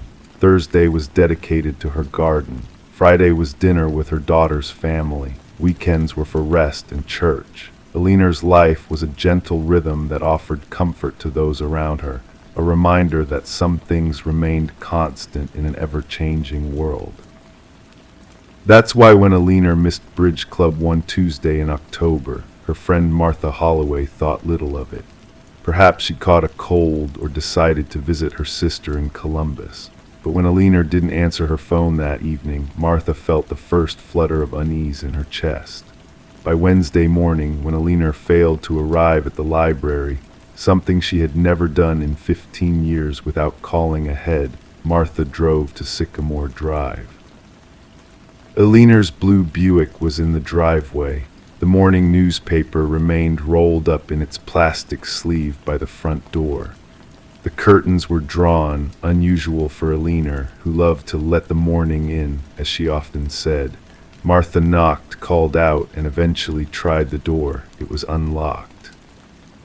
The house felt wrong, Martha would later tell Detective James Harmon. Not scary, just wrong. Like walking into a photograph where someone has moved all the furniture an inch to the left. The living room was tidy as Alina always kept it. Family photos lined the mantel above the fireplace. A half-finished crossword puzzle lay on the coffee table next to a pen. The kitchen showed signs of a prepared but uneaten breakfast, a single plate with untouched toast, a cold cup of coffee. No signs of struggle. No evidence of forced entry, but Alina was nowhere to be found. The only thing out of place was the television. It sat on its stand, the black screen reflecting the sunlight from the window behind it. Its power cord was coiled neatly on the floor beside the outlet, unplugged. She never watched much TV after Richard died, Martha explained. Said it made the house feel emptier somehow. Detective Harmon was a 20-year veteran of the Laurel Creek Police Department. At 48, he had the patient eyes of a man who had seen enough to know that things were rarely as they appeared on the surface. Disappearances of elderly people living alone usually had simple explanations: medical emergencies, confusion, sometimes, sadly, suicide. But something about Alina Mason's case tugged at him in ways he couldn't articulate. The investigation began with the standard procedures. Hospitals were contacted.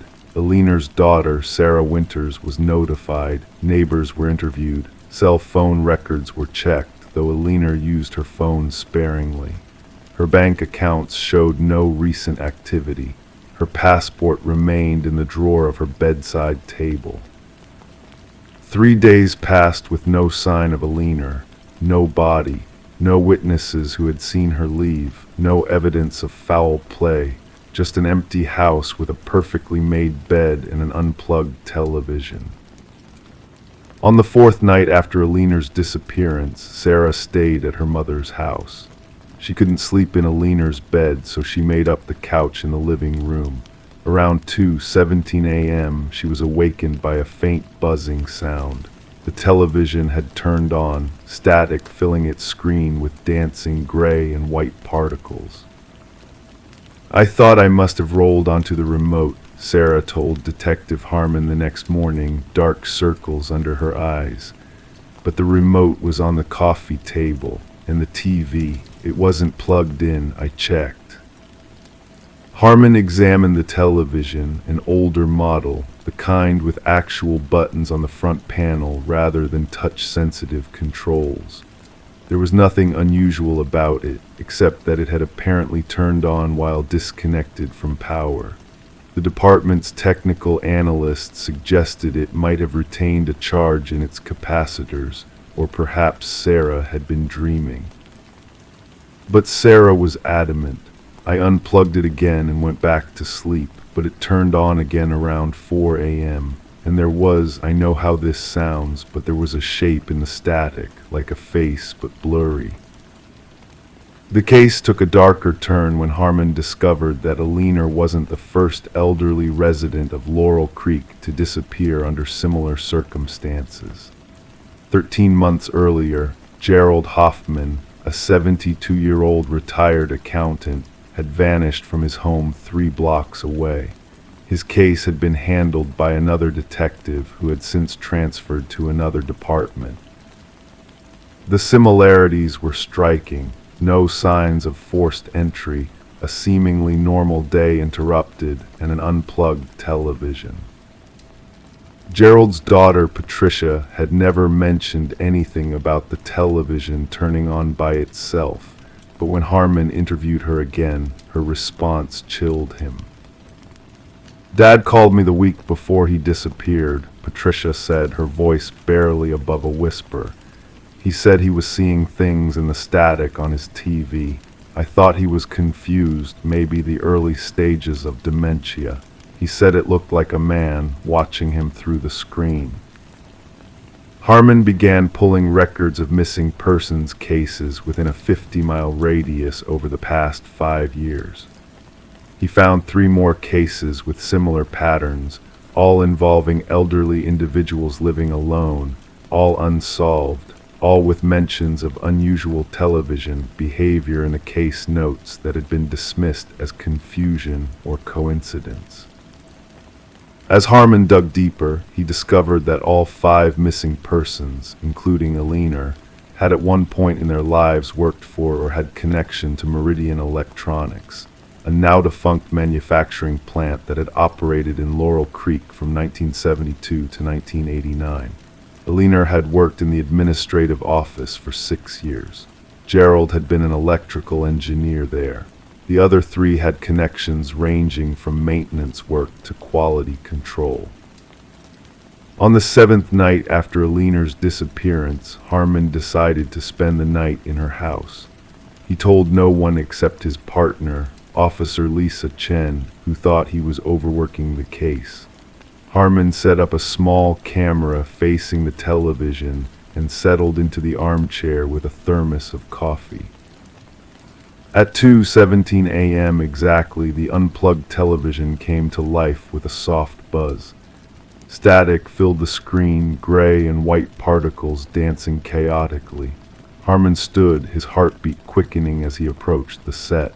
The static shifted, patterns forming and dissolving, and then gradually the randomness seemed to organize itself into a shape, vague at first, then unmistakable, a face. It was the face of a man, perhaps in his 40s, looking out through the static as if through a window.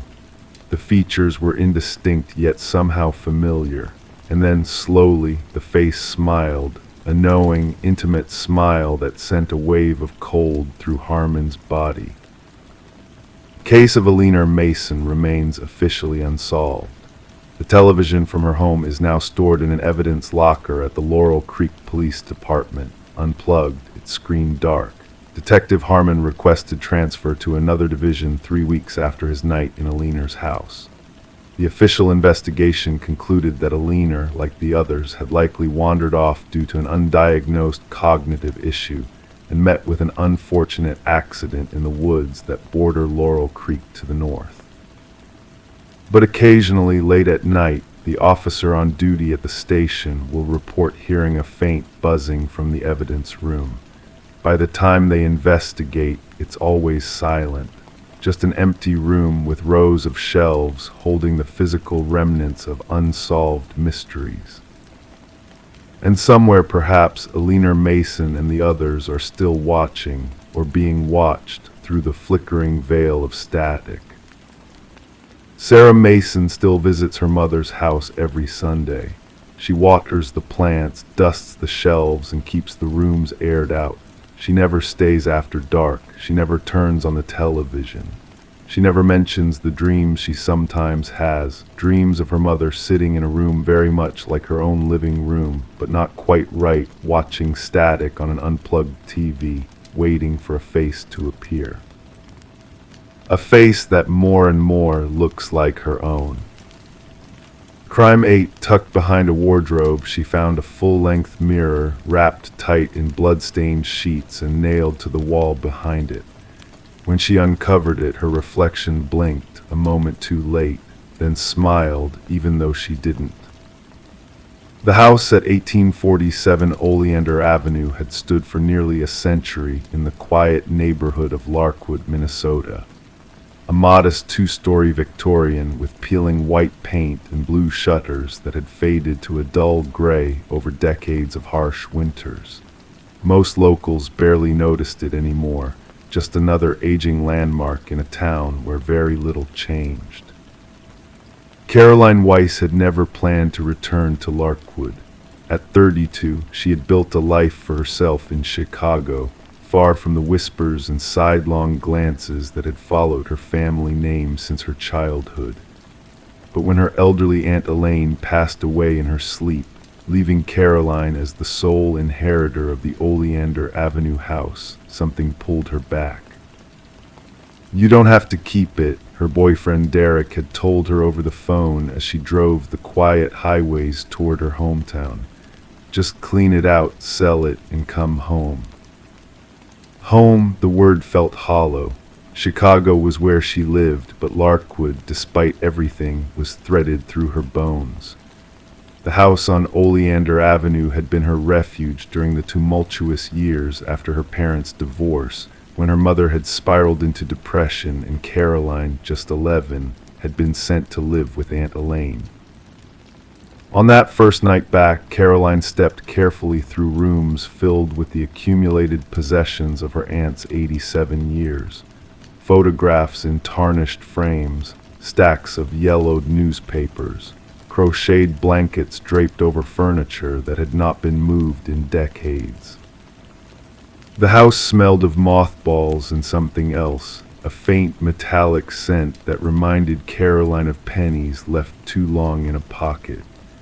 It was strongest upstairs, in the narrow hallway that led to what had once been her bedroom. "I'll start here tomorrow," she whispered to herself, pushing open the door to her old room. The space was largely as she remembered it: floral wallpaper, a twin bed with an iron frame, a desk beneath the window that overlooked the backyard. But her aunt had clearly been using it for storage in recent years. Cardboard boxes were stacked against one wall, and an antique wardrobe that Caroline didn't recognize stood in a corner, partially blocking access to the closet. Caroline slept fitfully that night in her aunt's bed downstairs. Dreams of running through endless hallways, of knocking on doors that wouldn't open, of voices calling her name from behind walls. When morning came, she felt more exhausted than when she'd fallen asleep.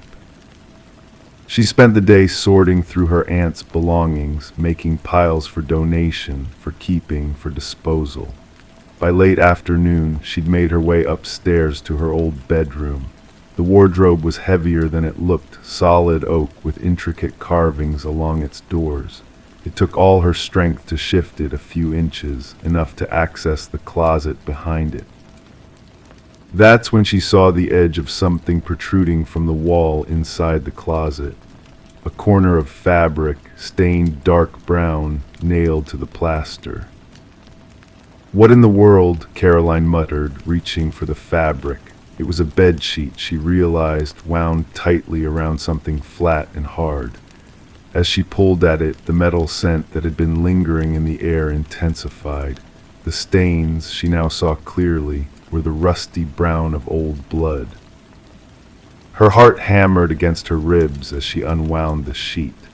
Beneath it was a mirror, a full-length mirror in a simple wooden frame, secured to the wall with heavy nails driven through its corners.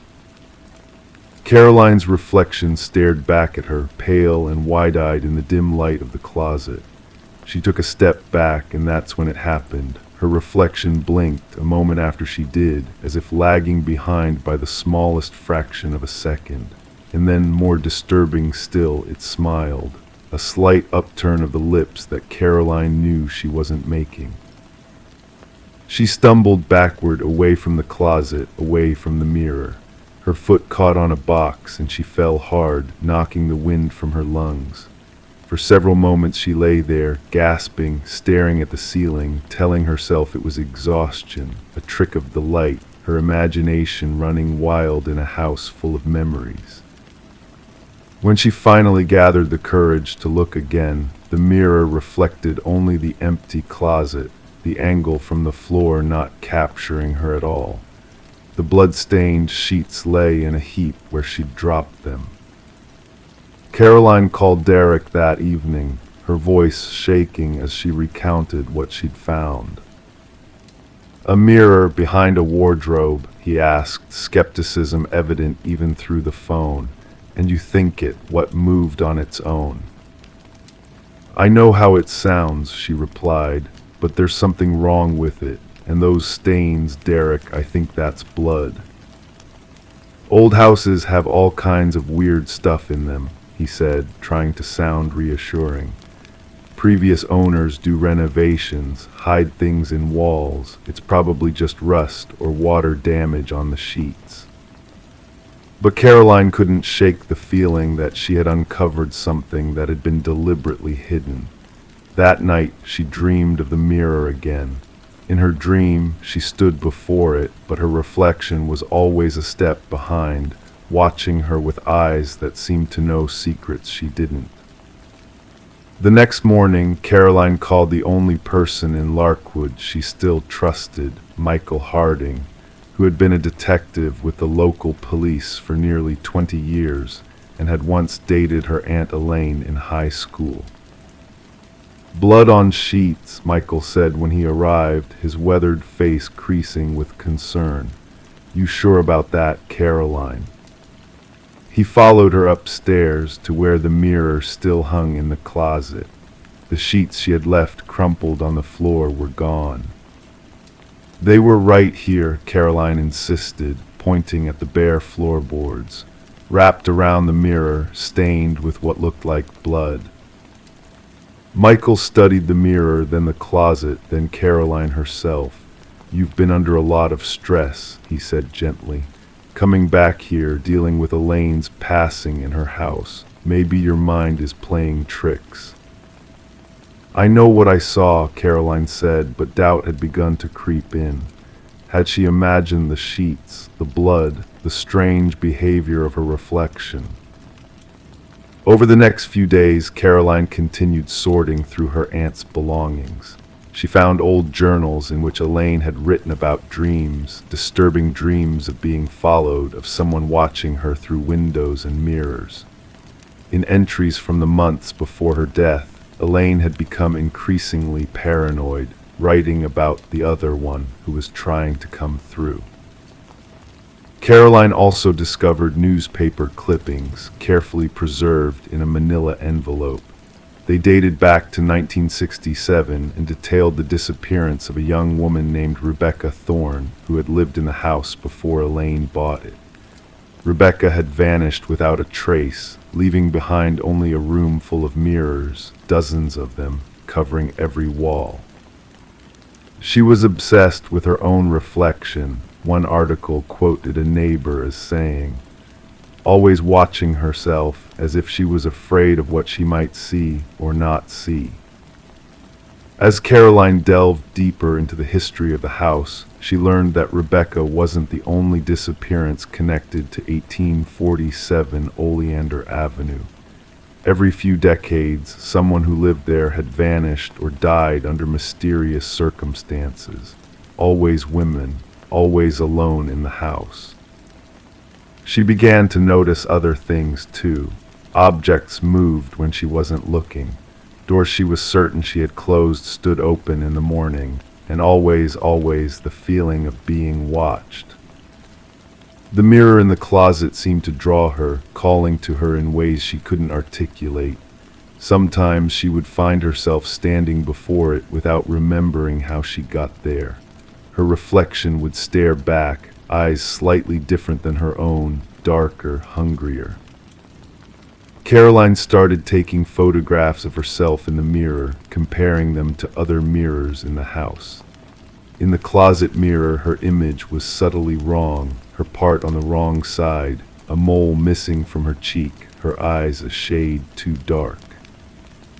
She called Michael again, showing him the photographs, the journals, the newspaper clippings. This time he listened more carefully. "There might be something to this," he admitted. "I remember stories about this house when I was a kid. We used to dare each other to stand on the porch on Halloween. The older folks called it the Reflection House. Said it had a way of showing people what they didn't want to see." Together, they decided to research the history of the mirror itself.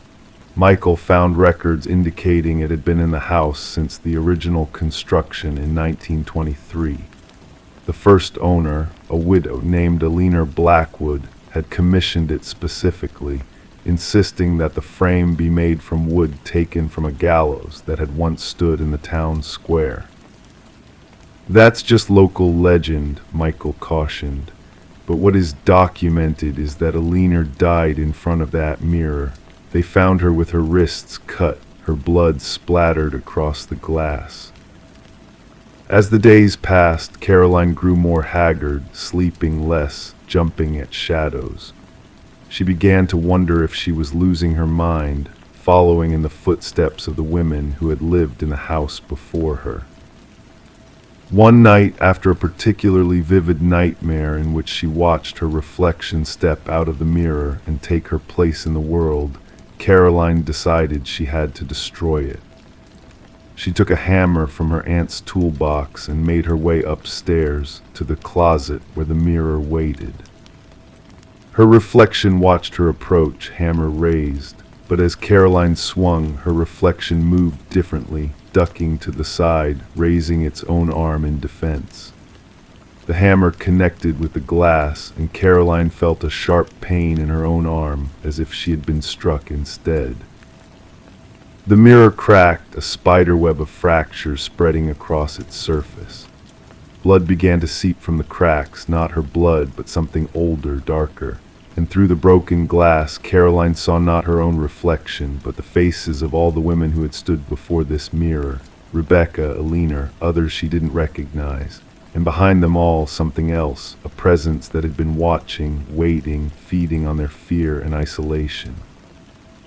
As the glass continued to crack, Caroline felt something tear inside her as well, as if her own reflection was being ripped away. The room began to spin, and she collapsed to the floor, the hammer falling from her nerveless fingers. When Michael found her the next morning, responding to a concerned call from Derek, who hadn't been able to reach her, Caroline was sitting cross-legged on the floor of the closet, staring at the empty wall where the mirror had been. There was no sign of broken glass, no blood, no evidence that the mirror had ever existed. "Caroline," Michael said cautiously, crouching beside her. She turned to him, her smile not quite reaching her eyes. "I'm fine now," she said, her voice slightly off, as if she was hearing the words for the first time. "Everything is exactly as it should be." Michael helped her to her feet, noting that she moved differently, that she parted her hair on the opposite side, that the small mole on her cheek was gone. But he said nothing, attributing the changes to stress and poor lighting. Caroline sold the house the following week, returning to Chicago without looking back. The new owners renovated extensively, tearing down walls, replacing floors. They found nothing unusual, nothing to suggest the history that Caroline had uncovered. In Chicago, Derek noticed subtle changes in Caroline, new mannerisms, new tastes, a new way of laughing. "You seem different," he told her. lighter somehow, like you left something behind in Larkwood. I did, she replied, studying her reflection in the window of their apartment. For just a moment, she thought she saw something else looking back at her, a frightened face pressed against the glass from the other side. Then it was gone, and there was only her own smile, slightly too wide, slightly too knowing. Behind her in the apartment they shared, a mirror hung on the wall, a mirror she had brought back from Larkwood, carefully wrapped in clean white sheets. Crime 9, she pressed the intercom to buzz in her friend, but before she could speak, a voice came through. You're not supposed to be here yet. No one had touched the button, and her friend was still outside waiting. Meredith Carson had always been the cautious type. Growing up in the small town of Elderwood, Massachusetts, she developed a keen sense for the ordinary rhythms of life, the predictable patterns that made her feel safe. Her mother often joked that even as a toddler, Meredith would line up her toys before bedtime, ensuring everything was in its proper place. This tendency toward order followed her into adulthood, manifesting in her meticulous apartment, organized calendar, and carefully structured life. At 32, Meredith had built a comfortable existence.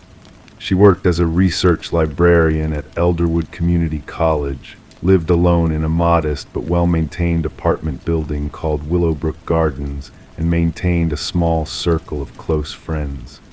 Her colleagues described her as reliable, thorough, and quietly intelligent, someone who rarely drew attention to herself but whose absence would immediately be noticed. The apartment complex where Meredith lived was nothing remarkable. A 4-story brick building with 28 units, a small courtyard and security that consisted mainly of locked entrance doors and an intercom system installed in the early 2000s.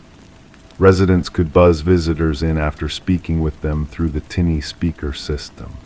The property manager, Mr. Halstead, took pride in maintaining the building, though the security technology was admittedly outdated. Meredith's routine rarely varied. Mondays through Fridays, she left for work at precisely 8:15 a.m., returned home at 5:40 p.m., prepared dinner, and spent her evenings reading or watching documentaries. On weekends, she grocery shopped on Saturday mornings and often met her best friend, Aaron Novick, for lunch or coffee on Sundays.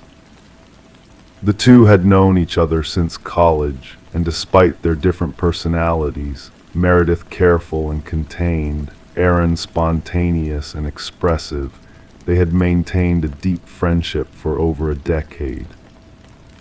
October in Elderwood brought crisp air and early sunsets.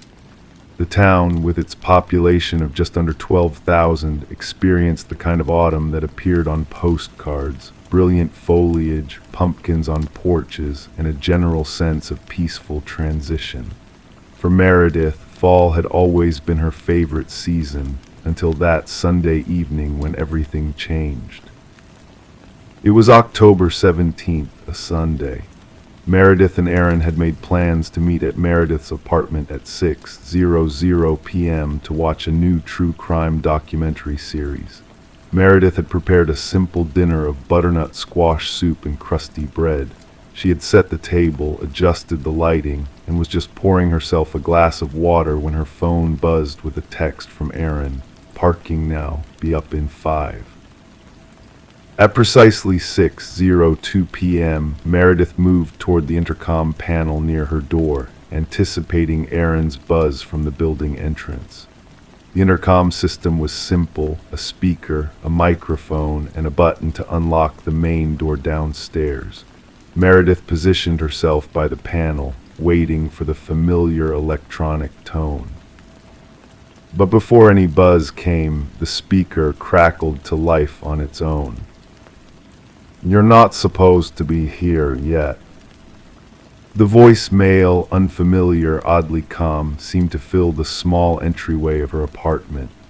Meredith froze, her hand hovering inches from the intercom button. The voice had spoken with such certainty, such specific knowledge. not a generic threat or random statement, but words that implied recognition, awareness of her presence, her plans. She pulled her hand back as though the intercom might burn her. Her phone vibrated again, another text from Aaron. "I'm at the door. Can you buzz me in?"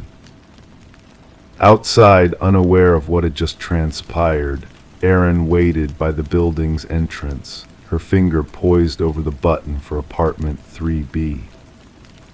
Inside her apartment, Meredith stood paralyzed. The building's intercom system shouldn't work that way. Someone would need to press a button from the main entrance to activate it, yet the voice had come through unprompted, clear and deliberate. More disturbing was the message itself. "You're not supposed to be here yet." What did that mean? Where was she supposed to be? And how did the voice know her schedule? With trembling fingers, Meredith called Aaron rather than using the intercom.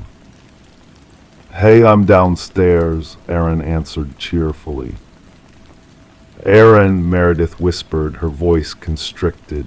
"Something strange just happened. I'm coming down to let you in. Don't use the intercom." Minutes later, the two friends sat at Meredith's dining table, the prepared meal forgotten as Meredith recounted what had happened. Aaron, always practical despite her creative nature, immediately suggested logical explanations. A crossed wire in the aging system. Perhaps someone in another apartment had received a buzz and somehow it had connected to Meredith's unit instead. "Technology glitches all the time," Aaron insisted, though her furrowed brow betrayed her unease. "Remember when my car's Bluetooth started playing that Spanish radio station out of nowhere?" But Meredith couldn't shake the specificity of the message. It wasn't random static or a partial conversation. The voice had spoken directly to her, or at least about her. "Should we call the police?" Meredith asked, her soup growing cold before her. Aaron hesitated. "And tell them what? That your intercom said something creepy. They'll think it's a prank or a malfunction." They agreed instead to speak with Mr. Halstead the next morning. For now, they double-checked that Meredith's door was locked, watched their documentary with subdued attention, and tried to dismiss the incident as technological oddity. But after Aaron left that night, Meredith found sleep elusive. The voice replayed in her mind, its calm certainty more unnerving than if it had been threatening. She finally drifted off around 2 a.m., only to be jolted awake at 3:17 by the distinct sound of the intercom crackling to life again. This time there was no voice, just the sound of breathing, slow and measured, lasting precisely 30 seconds before cutting off. Monday morning found Meredith exhausted and on edge. She called in sick to work for the first time in nearly 2 years and waited impatiently for Mr. Halstead's office to open at 9:00 a.m. When she finally reached him and explained what had happened, the property manager seemed genuinely confused. "That's not possible, Ms. Carson," he said, shaking his head. "The system is closed circuit. Someone has to press the button downstairs to activate your unit, and it certainly can't just turn on from the building side without someone pressing a button." Nevertheless, he agreed to check the system and promised to send the building's part-time maintenance man, Tom Whitfield, to inspect her intercom unit that afternoon. Somewhat reassured, Meredith returned to her apartment and tried to distract herself with work emails and household chores. Tom arrived around 2:30 p.m., a quiet man in his 50s who had worked at Willowbrook Gardens for nearly 7 years. He examined the intercom panel, opened it carefully, and checked the wiring. "Everything looks normal, Ms. Carson," he said, his voice soft and measured. "No signs of tampering or malfunction. Sometimes these older systems can pick up interference, though radio signals or even other electronic devices. It's uncommon but not unheard of. Meredith nodded, thanked him, and tried to convince herself that this explanation made sense. Perhaps a passing truck's radio or a neighbor's electronic device had somehow crossed signals with her intercom. It still didn't explain the specific message, but it was better than the alternatives her imagination conjured. That evening, Meredith called her brother Michael, who lived in Chicago. Always the protective older sibling, Michael suggested she stay with a friend for a few days or even install a simple security camera facing her door and the intercom. "Just to give you peace of mind," he said. "It's probably nothing but better safe than sorry." The following day, Meredith returned to work, trying to reclaim her normal routine. Her colleagues noticed her distraction but attributed it to a lingering cold. By Wednesday, she had almost convinced herself that the incident had been an isolated anomaly until she received an unexpected call from Aaron during her lunch break. "Has Mr. Halstead said anything else about the intercom?" Aaron asked, her usually confident voice tinged with hesitation. "No, why?" "I was talking to my cousin yesterday. You know she works for that security company. She said something that bothered me. Those old intercom systems, they're not like cell phones or computers. They don't just glitch and say specific sentences. If there was interference, you'd hear static or fragments of conversation, not a clear, coherent statement directed at you." A chill ran through Meredith despite the warm library air. "What are you saying?" "I'm saying either someone physically accessed the system to speak through it, or what? Or someone was already in your building, using one of the intercoms to communicate directly to your unit." The possibility hung between them, undeniable and disturbing. Either scenario suggested intent, not accident, someone deliberately trying to communicate with or frighten Meredith. That evening, Meredith approached her apartment door with heightened awareness, noting details she'd previously overlooked. The emergency exit at the end of her hallway with its door slightly ajar, a violation of building code, the burned-out light bulb near the stairwell, the unusual silence from apartment 3A, where her neighbor Mrs. Feldman normally watched evening game shows at high volume. Inside her apartment, Meredith immediately noticed something out of place.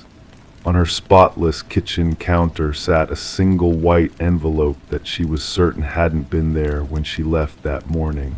Her name was written across it in neat, precise handwriting. With trembling fingers, she opened it and unfolded a single sheet of paper containing 5 typed words. "So now you're where you belong." Detective Sandra Martinez had seen her share of unusual cases in 15 years with the Elderwood Police Department, but the report filed by Meredith Carson on Thursday morning struck her as particularly unsettling. Not because of any gruesome details or explicit threats, but because of the calculated precision of the incidents. "So you never saw anyone enter your apartment?" Detective Martinez asked, her dark eyes studying Meredith carefully across the interview room table. "No, my door was locked when I got home. Nothing else was disturbed, just that envelope on the counter." "And you're certain it wasn't there when you left for work?" "Absolutely certain. I wipe down my counters every morning before leaving. It wasn't there." Detective Martinez nodded, making another note in her small leather-bound notebook. "And you didn't recognize the handwriting on the envelope?" "No, it was impersonal, like someone trying to make their handwriting as generic as possible." What about the building's security, cameras, key access? Meredith explained the building's modest security measures, main doors that locked automatically, the intercom system, residents with keys, no security cameras. Mr. Halstead kept a visitor log in theory, but in practice it was rarely used. And you've had no unusual encounters recently, no one showing excessive interest in you or your schedule, no conflicts with coworkers or acquaintances. Meredith shook her head. Her life was remarkably free of drama or conflict. Even her last breakup, over a year ago with a history professor named David, had been amicable and uneventful. As the interview continued, Detective Martinez developed a quiet concern for the librarian sitting before her. In her experience, cases like this, subtle intrusions, cryptic messages, often escalated.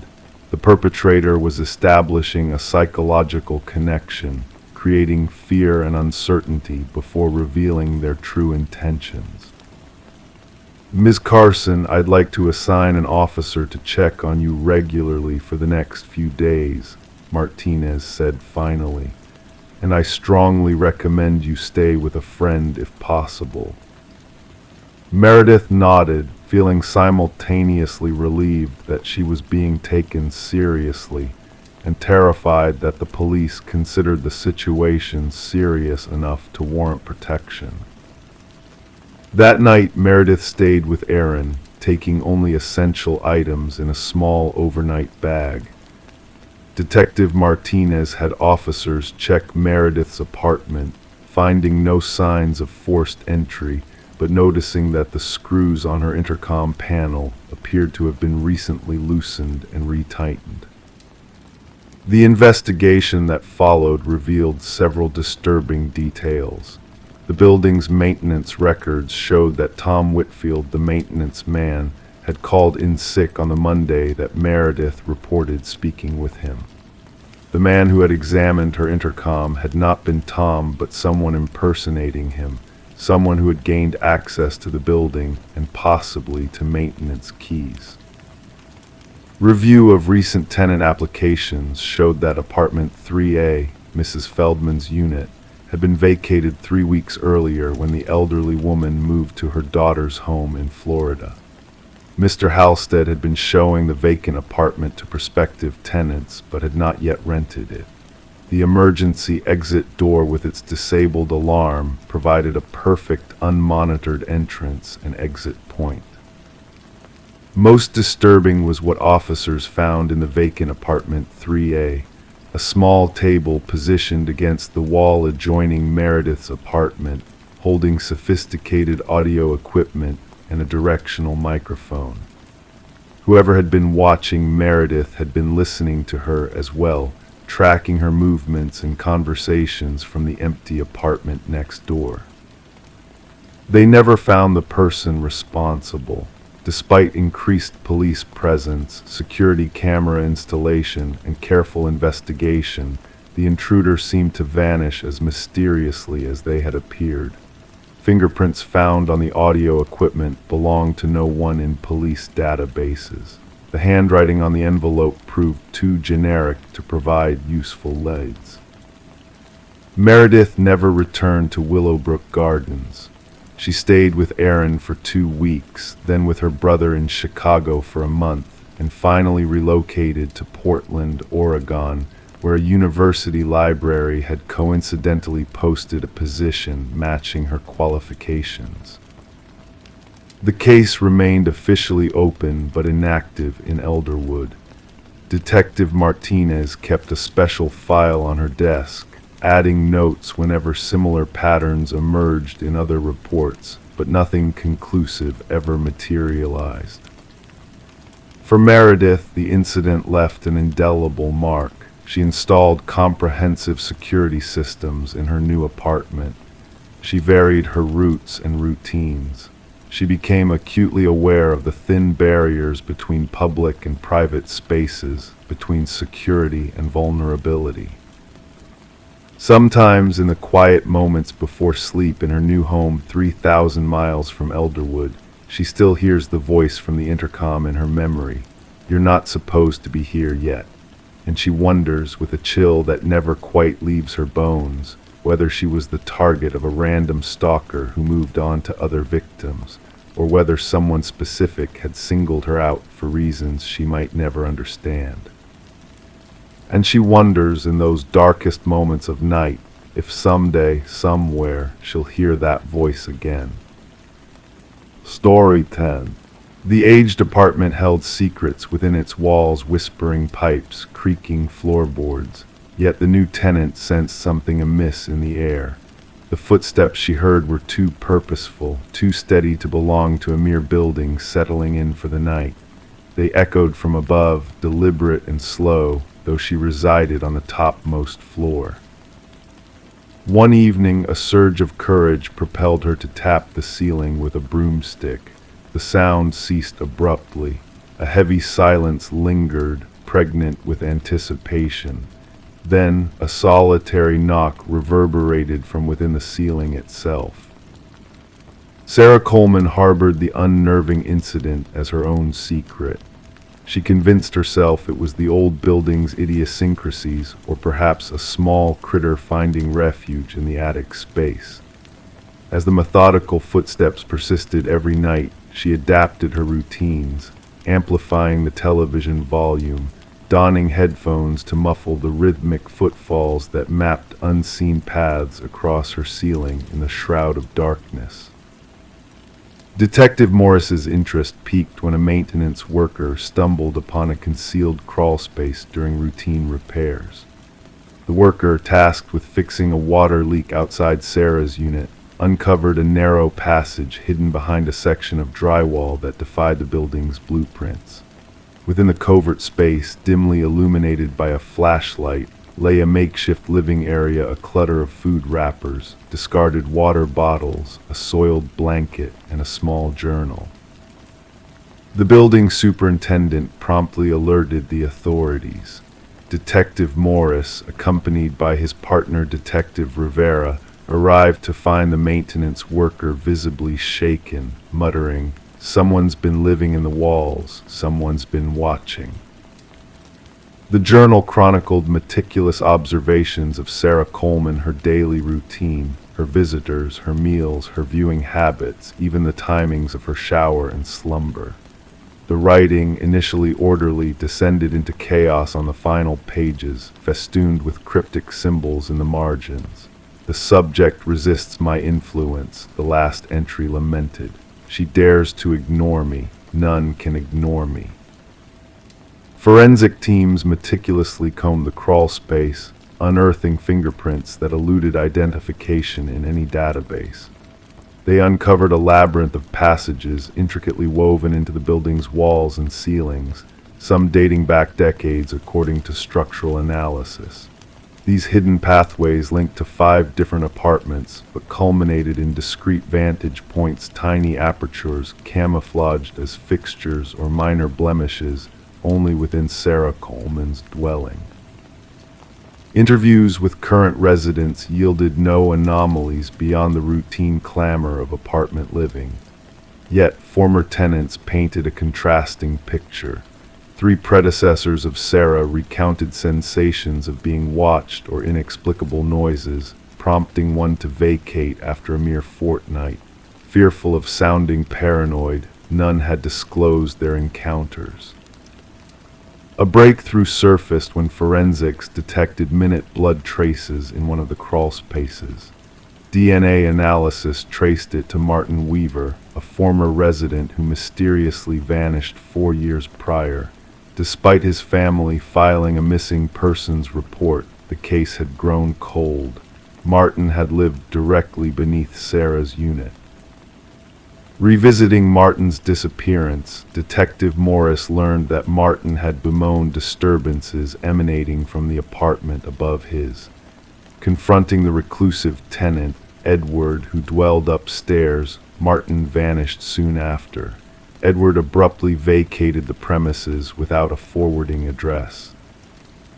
Delving into Edward's past, investigators discerned a pattern.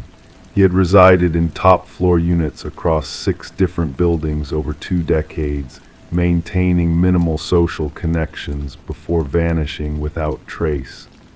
A neighbor from his third abode described him as intense, recalling his fixation on silence. Property records unveiled Edward's ownership of secluded rural land.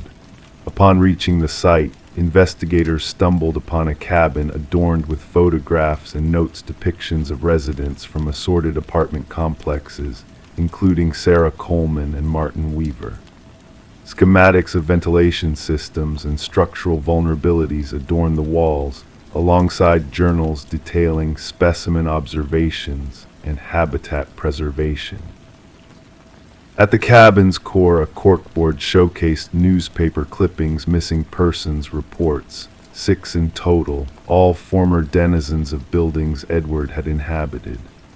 Beneath the board, gouges marred the wooden floor, hinting at heavy objects dragged repeatedly. Behind the cabin, cadaver dogs led investigators to freshly disturbed soil, unearthing human remains, one grave after another. Amid the grim identification process, Detective Morris revisited Sarah's abode. Though the crawl spaces were sealed, residents reported sporadic noises persisting.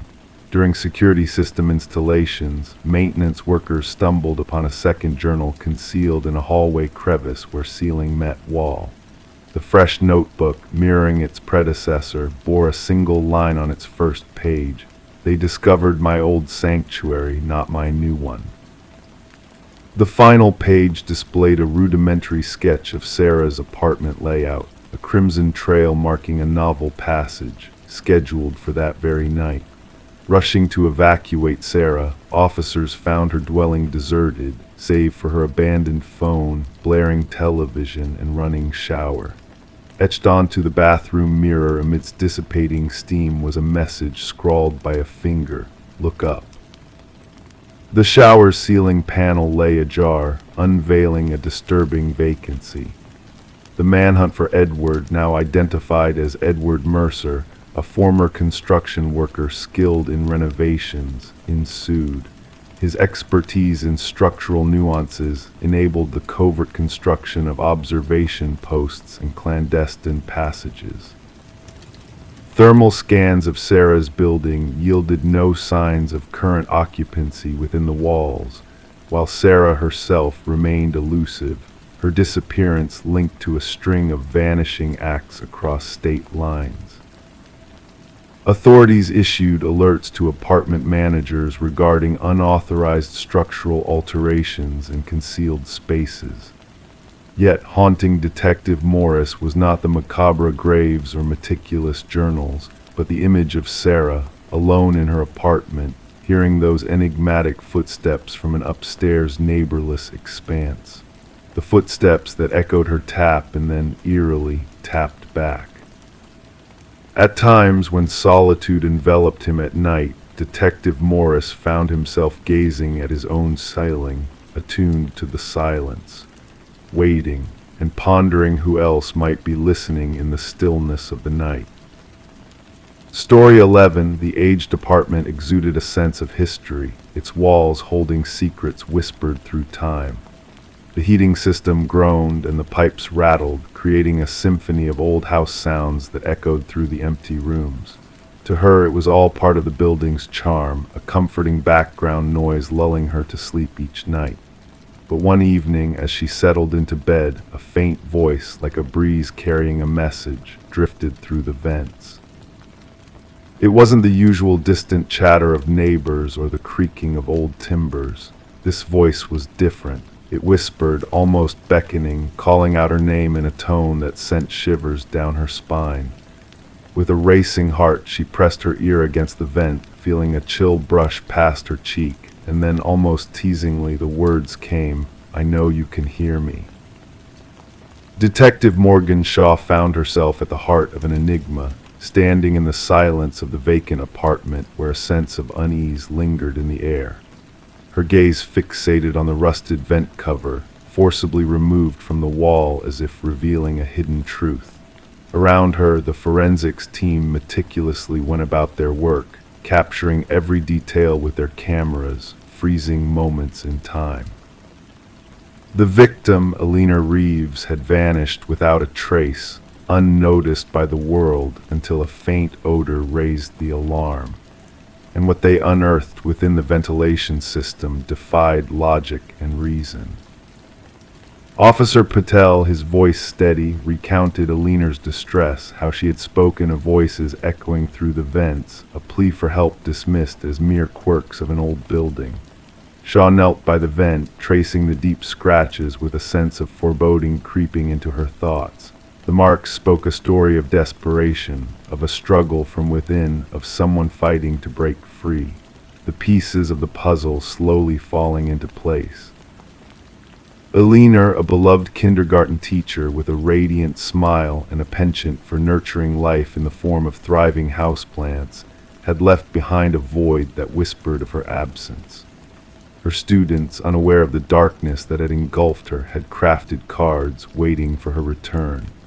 Her sister's trembling voice revealed a tale of paranoia, of a soul haunted by unseen eyes and unheard whispers, a gradual descent into a realm of fear and uncertainty. As Shaw delved deeper into Alina's world, every detail seemed to unravel a sinister narrative. The meticulously arranged bed, the neglected coffee mug, the chair positioned beneath the vent as though an invisible presence had been listening intently. The threads of Alina's life woven into a tapestry of dread, each piece a clue leading to a darker truth. The forensic findings painted a chilling portrait. Fibers intertwined, fingerprints foreign, a haunting echo captured in audio recordings. Alone in the solitude of her car, raindrops tapping a melancholic melody on the roof, Shaw listened to Alina's voice, a plea for validation, a yearning for reality to shield her from the encroaching shadows. And in the whispers that followed, a sinister promise unfurled, a sinister presence lurking in the shadows. The history of the building, a tapestry of lost souls and forgotten whispers, revealed a disturbing pattern. Tenants fleeing in fear, voices echoing in the night, a legacy of dread that clung to the walls like a curse. And at the center of it all stood Harold Weber, the enigmatic superintendent with keys to every door, a man shrouded in secrets and shadows. In the interrogation room, Weber's facade of indifference cracked, revealing glimpses of a darkness that lurked beneath the surface. Denials masked a deeper truth, a truth that Shaw sought to uncover with relentless determination. The hidden passages, the voyeuristic recordings, the twisted obsession that bound him to the walls like a malevolent spirit. The discovery of a hidden access panel unraveled the web of deceit, exposing a realm of shadows concealed within the building's bones. A trove of artifacts spoke of lives intertwined, of souls ensnared in a dance of predator and prey. Shaw's gaze lingered on Weber's serene smile as the restraints clicked into place, his words a cryptic echo of a truth that transcended the physical realm. As the trial unfolded, a tapestry of horror unfurled, weaving a narrative of manipulation and madness. Weber's calm demeanor clashed with the horrors he had wrought, a dichotomy of light and darkness that defied comprehension.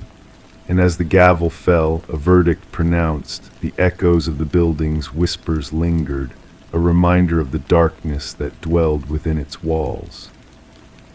The apartment building, now a shell of its former self, stood as a monument to the shadows that lurked within. Despite the facade of normalcy, residents whispered of strange sounds that echoed through the vents, of chilling drafts that carried voices from beyond. The building's soul, scarred by the sins of the past, whispered a tale of caution to those who dared to listen, a lullaby of darkness that haunted the halls for eternity. Story 12, the apartment sat in silence for months, untouched by human presence. When the new tenants arrived, their expectations were low, perhaps just some dust, maybe a piece or two of abandoned furniture left behind. But one door stood stubbornly closed, resisting all attempts to open it. A closet, locked from within, holding a mystery within its confines. The landlord, with a weary sigh, finally broke through the barrier, revealing not old coats or discarded items, but something far more chilling. Inside, the walls bore witness to a haunting tale, etched with deep, jagged scratches that spoke of desperation and struggle. In a shadowed corner lay an ancient flip phone, its screen still faintly aglow with a single unread message. Detective Morgan Shaw, seasoned in the art of unraveling dark enigmas, felt a shiver run down her spine at the sight.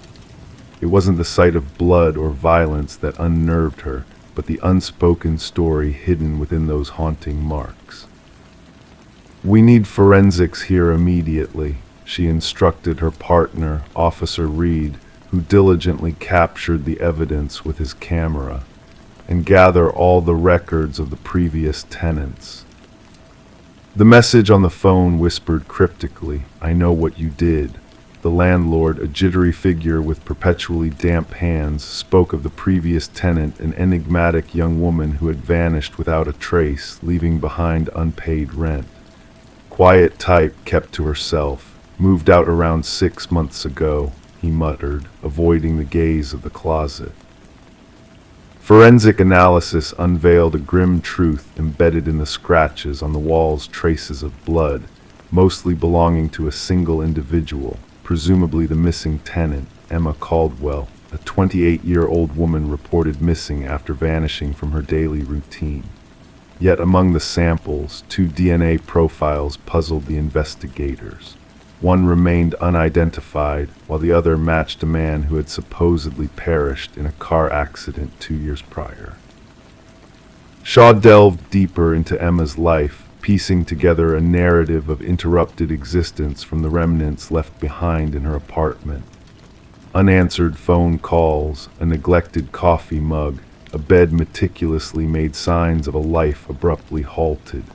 Clues emerged from Emma's phone records, hinting at a mysterious new boyfriend described only as intense and private during her conversations with her sister.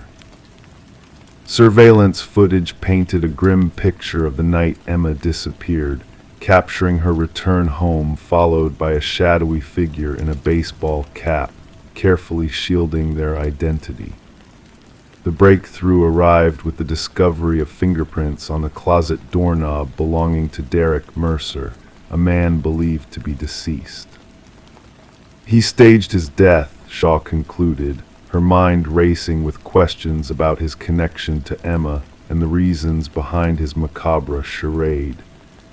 The unidentified DNA led them to another missing person, Lynette Porter, vanished without a trace years before, but now linked to Emma through chilling circumstances.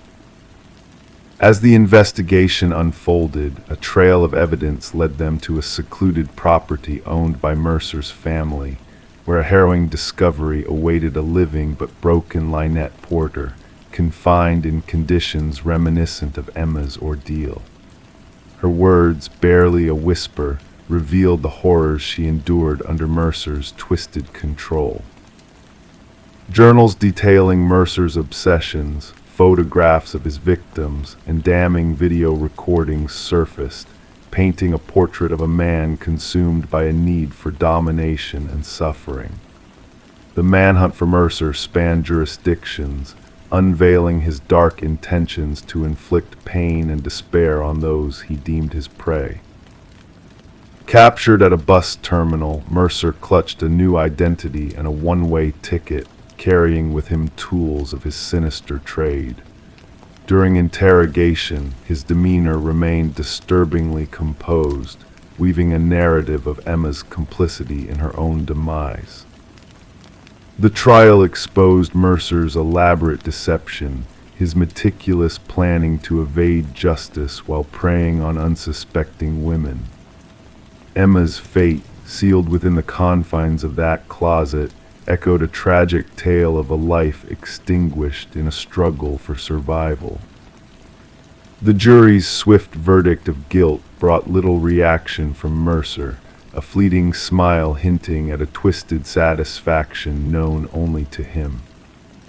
As the sentence of life imprisonment without parole was pronounced, Lynette Porter found her voice, proclaiming a defiant promise of resilience in the face of darkness.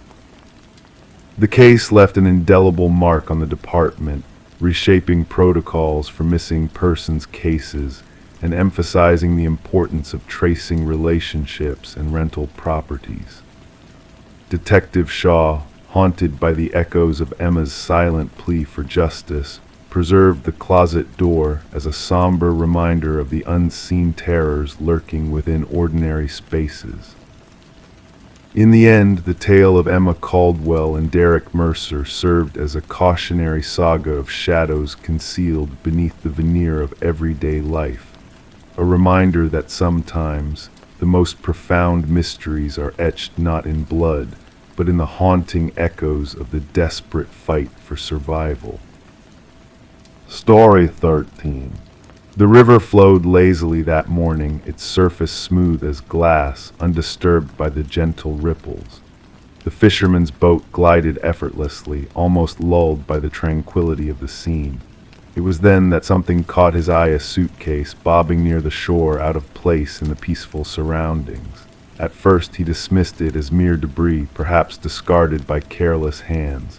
But as he drew closer, a pungent odor wafted towards him, thick and suffocating, impossible to ignore. The case was wrapped in chains, its metal edges tinged with rust from exposure to the elements. Authorities were summoned, and with grim determination they pried open the suitcase. Instead of finding discarded clothes, they were met with a chilling sight: hair, fingers twisted in a frozen grip, a silent scream frozen on pale lips, and at the very bottom, a note that sent shivers down their spines: "This isn't the first." Detective Sarah Mercer arrived at the scene, a handkerchief pressed firmly against her nose to ward off the stench. The victim, a woman in her mid-30s, lay before her, dark hair matted and skin pallid from its watery grave. The meticulous work of the medical examiner began, each detail catalogued before the body was carefully lifted away. What struck Mercer was not just the manner of disposal, but the eerie care taken with the victim's appearance. Nails perfectly manicured, hair styled with precision, dressed in garments of luxury. She wasn't simply discarded here, Mercer mused, her gaze fixed on the lapping waters. She was arranged, presented. The victim was identified as Catherine Walsh, a successful real estate agent renowned for her sales of high-end properties. Divorced and childless, she lived a solitary life in an affluent neighborhood. Colleagues spoke of her as ambitious, meticulous, a woman who guarded her privacy with vigilance.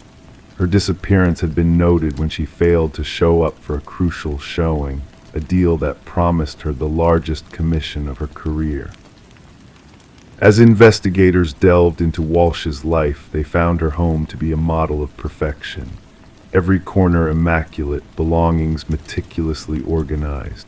Yet a hint of disturbance lay in her home office, a drawer slightly ajar, revealing a leather-bound journal. The final entry within sent chills down their spines. "He's watching again. Same car, different plates."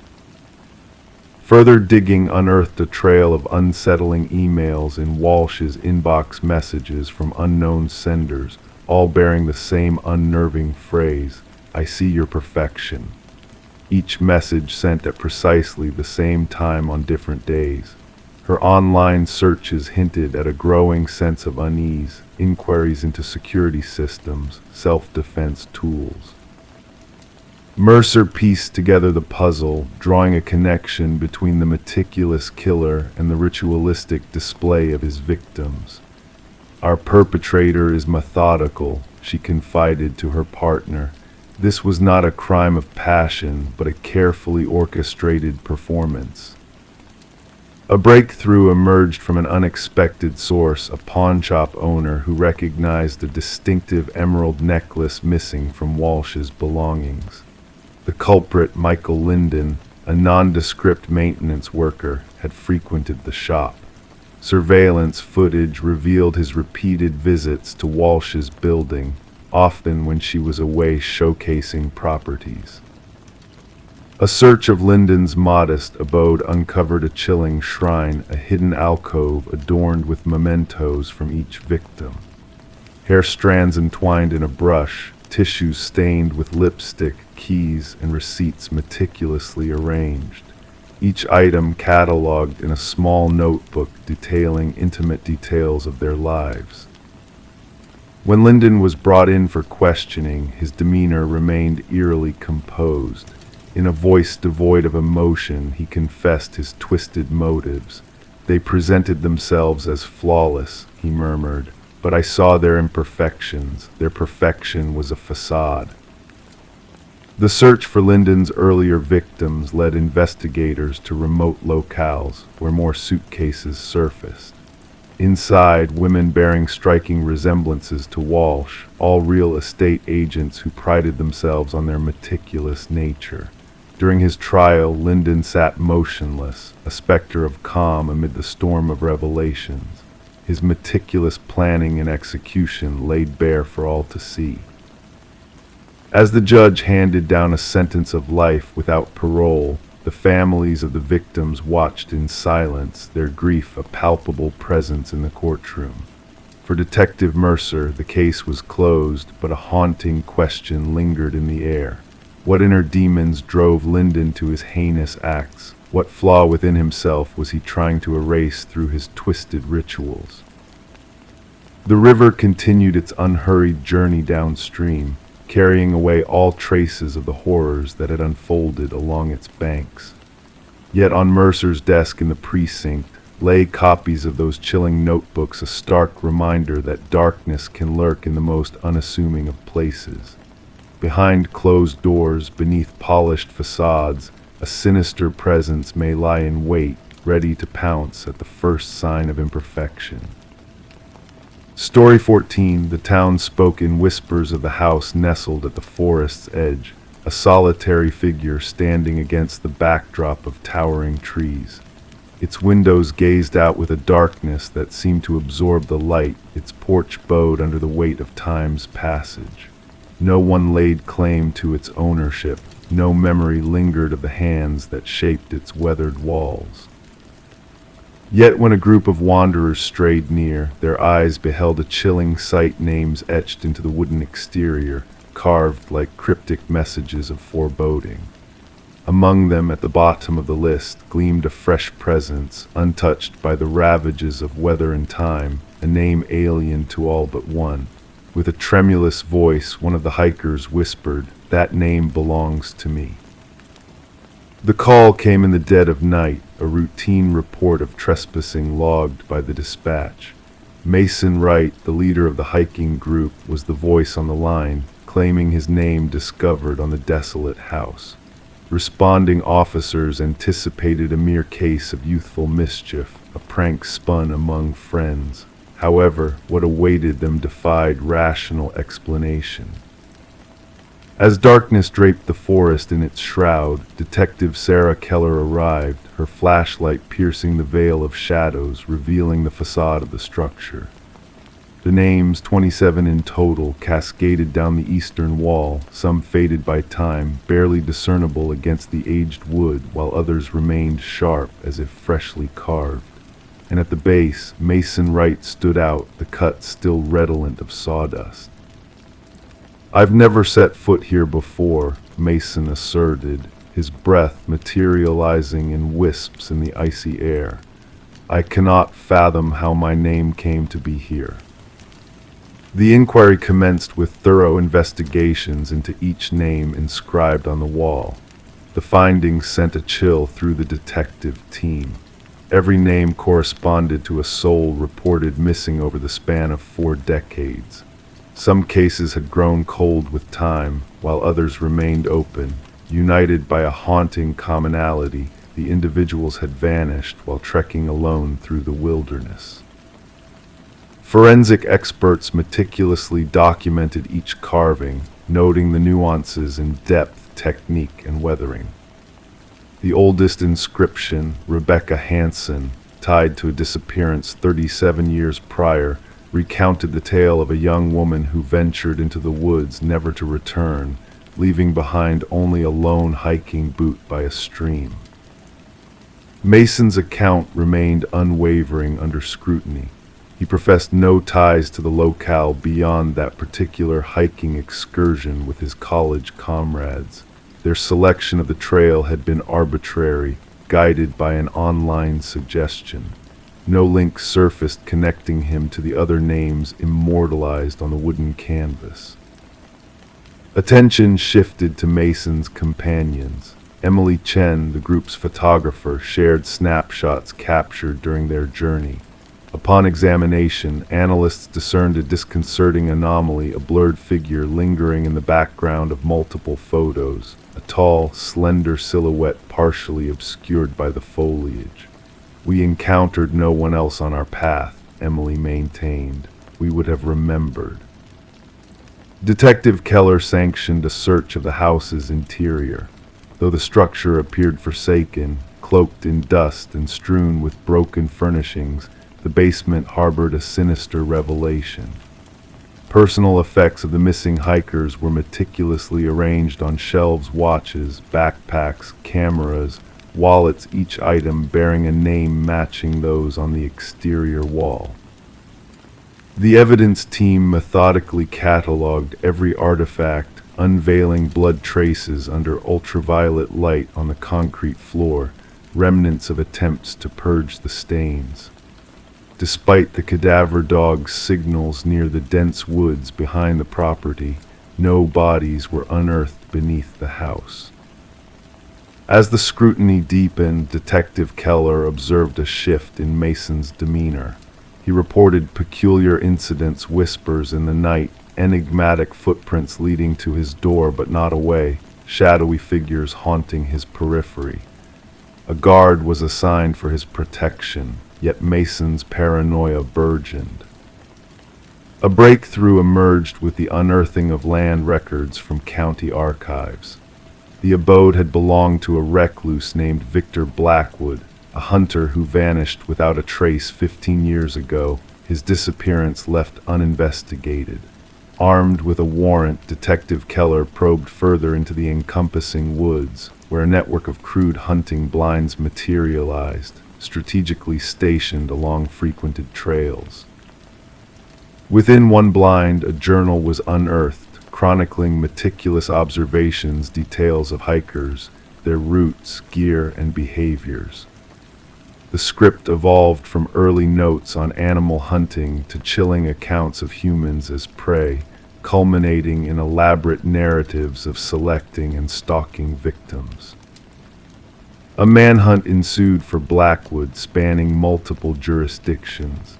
Helicopters equipped with thermal imaging scoured the expanse, tactical squads combed every crevice and hollow, yet the quarry remained elusive. Mason ceased all communication. Officers dispatched to his dwelling found it deserted, with a fresh inscription on his bedroom wall: "The hunter becomes the hunted."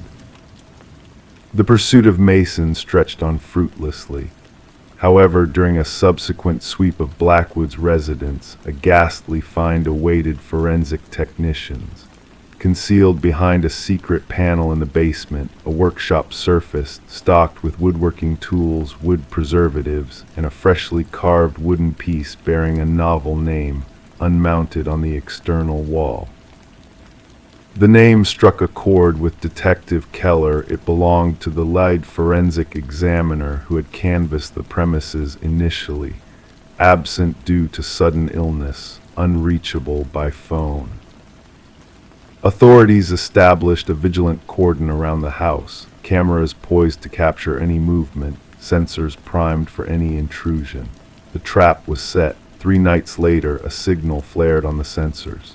Surveillance footage captured a figure emerging from the woods, towering and sinewy, moving with an uncanny fluidity. As tactical units closed in, the cameras faltered momentarily. Upon restoration, the figure had vanished into the ether. To this day, the house remains under ceaseless watch. Mason and the forensic examiner have faded into the realm of the unknown. The probe persists, drawing fresh resources as similar vanishings surface in other wooded domains. The names etched on the wall have become a spectral lore among law enforcers, some shunning their utterance, others steering clear of the case entirely. Local trekkers weave a wide berth around the dwelling, fearful that even speaking of it might consign their names to that dread scroll the names no tongue dares to speak. Story 15, the real estate listing made no mention of a basement. The blueprints offered no clue to its existence. Yet beneath the worn carpet, a hidden door waited to be discovered by the family. A door with a heavy, rusted handle that required the combined effort of three to pry open. As the door yielded, a rush of stale air, heavy with the scent of damp earth, greeted them. Steps led down into the darkness, beckoning them to explore. Anticipating a storage space, they instead found a solitary chair illuminated by a swaying light bulb. And on the wall behind it, a chilling display of photographs, images of themselves, captured within the confines of their own home. The Mercer family had settled into the suburban property amidst the harsh grip of winter, when shadows lengthened early, and the skeletal trees of the neighborhood stood stark against the cold sky. The aged two-story structure, with its weathered siding and creaking floors, had drawn them in with promises of character and history. Little did they know the depth of history the house held, and how violently it would collide with their present. Detective Sarah Connors arrived at the scene with her partner, the crime scene unit already at work securing the area with fluttering yellow tape. Mrs. Mercer's voice had trembled over the phone as she detailed the unsettling discovery beneath their very living room floor. Connors wasted no time, instructing her team to document every detail in the basement before further exploration. The basement, no larger than a standard bedroom, greeted them with concrete walls painted a somber gray. A lone chair stood anchored to the floor, while above it a bare bulb cast harsh shadows that danced across the room. Yet it was the row of 37 photographs, meticulously arranged in chronological order, that held their gaze. Each image captured moments of the Mercer family's life, from peaceful slumber to mundane routines. The investigation unveiled a disturbing lack of forced entry or theft. Instead, it appeared that their privacy had been invaded, their sense of security shattered by an unseen presence. Fingerprints belonging to previous owners peppered the space, hinting at a dark secret woven into the house's history. As Connors delved deeper, inconsistencies in the property records emerged. Blueprints altered, permits withdrawn, and inspection reports redacted. The pivotal moment arrived during an interview with the contractor who had renovated the house years prior. His denial of the existence of the basement clashed with the evidence before them, setting the stage for a chilling revelation. Digital forensics unearthed a cache of images and audio recordings, exposing a sophisticated surveillance network woven throughout the house. The perpetrator, Edward Kelvin, the house's elusive builder, had vanished from public records, existing only within the hidden spaces he had meticulously crafted. Kelvin's journal contained meticulous observations of each family that had resided in the house, pointing to a delusional belief in his guardianship over the property. The manhunt for Kelvin led to a startling discovery, a wiry figure curled within the crawl space, his eyes unaccustomed to the light of day. Kelvin's trial laid bare the extent of his voyeuristic obsession, revealing a house designed not as a home, but as a voyeur's playground. The Mercer family, like those before them, fled the property, leaving behind the shadows of their violated privacy. As the house was razed to the ground, the families haunted by the unseen eyes that had watched them in their most intimate moments wondered if they were truly alone, or if the walls still held echoes of a presence they had never truly known. Story 16, the Polaroid lay quietly amidst a sea of faded memories, its corners frayed with age, preserving a snapshot of a birthday long past. Faces frozen in time, smiles captured in shades of gray, and candles flickering with a gentle warmth nothing out of the ordinary at first glance. But when Sarah Winters stumbled upon the box of old photos in her mother's attic, a sense of unease crept over her. Amongst the familiar images of family gatherings from her childhood, there was something unsettling lurking in the background. A figure obscured by shadows stood just beyond the reach of the flickering candlelight, his presence subtle yet undeniable.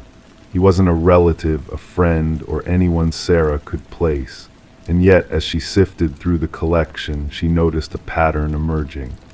In each photograph, the mysterious man seemed to draw closer, his form becoming more defined, more tangible with each passing image. Sarah's discovery should have brought comfort, a nostalgic journey through happier times. Instead, it became a doorway to a chilling revelation.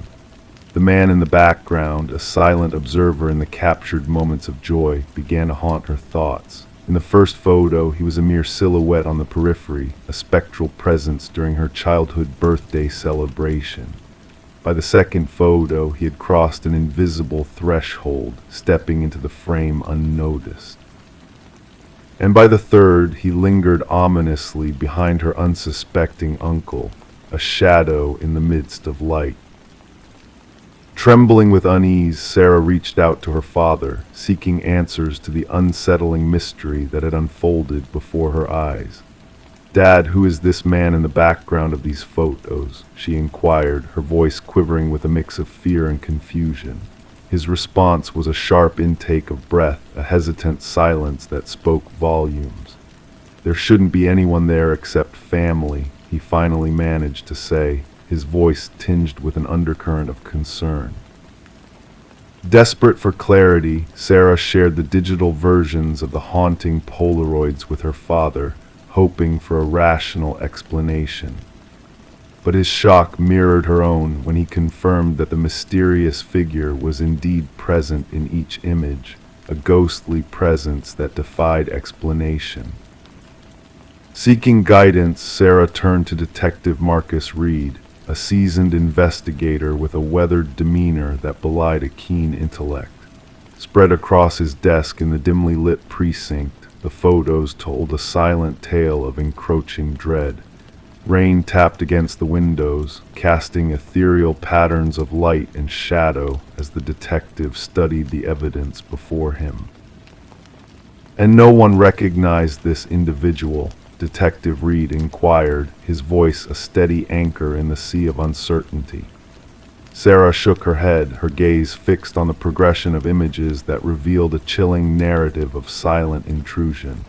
The figure, shrouded in mystery, moved with purpose through the captured moments, a phantom presence edging closer to the unsuspecting children.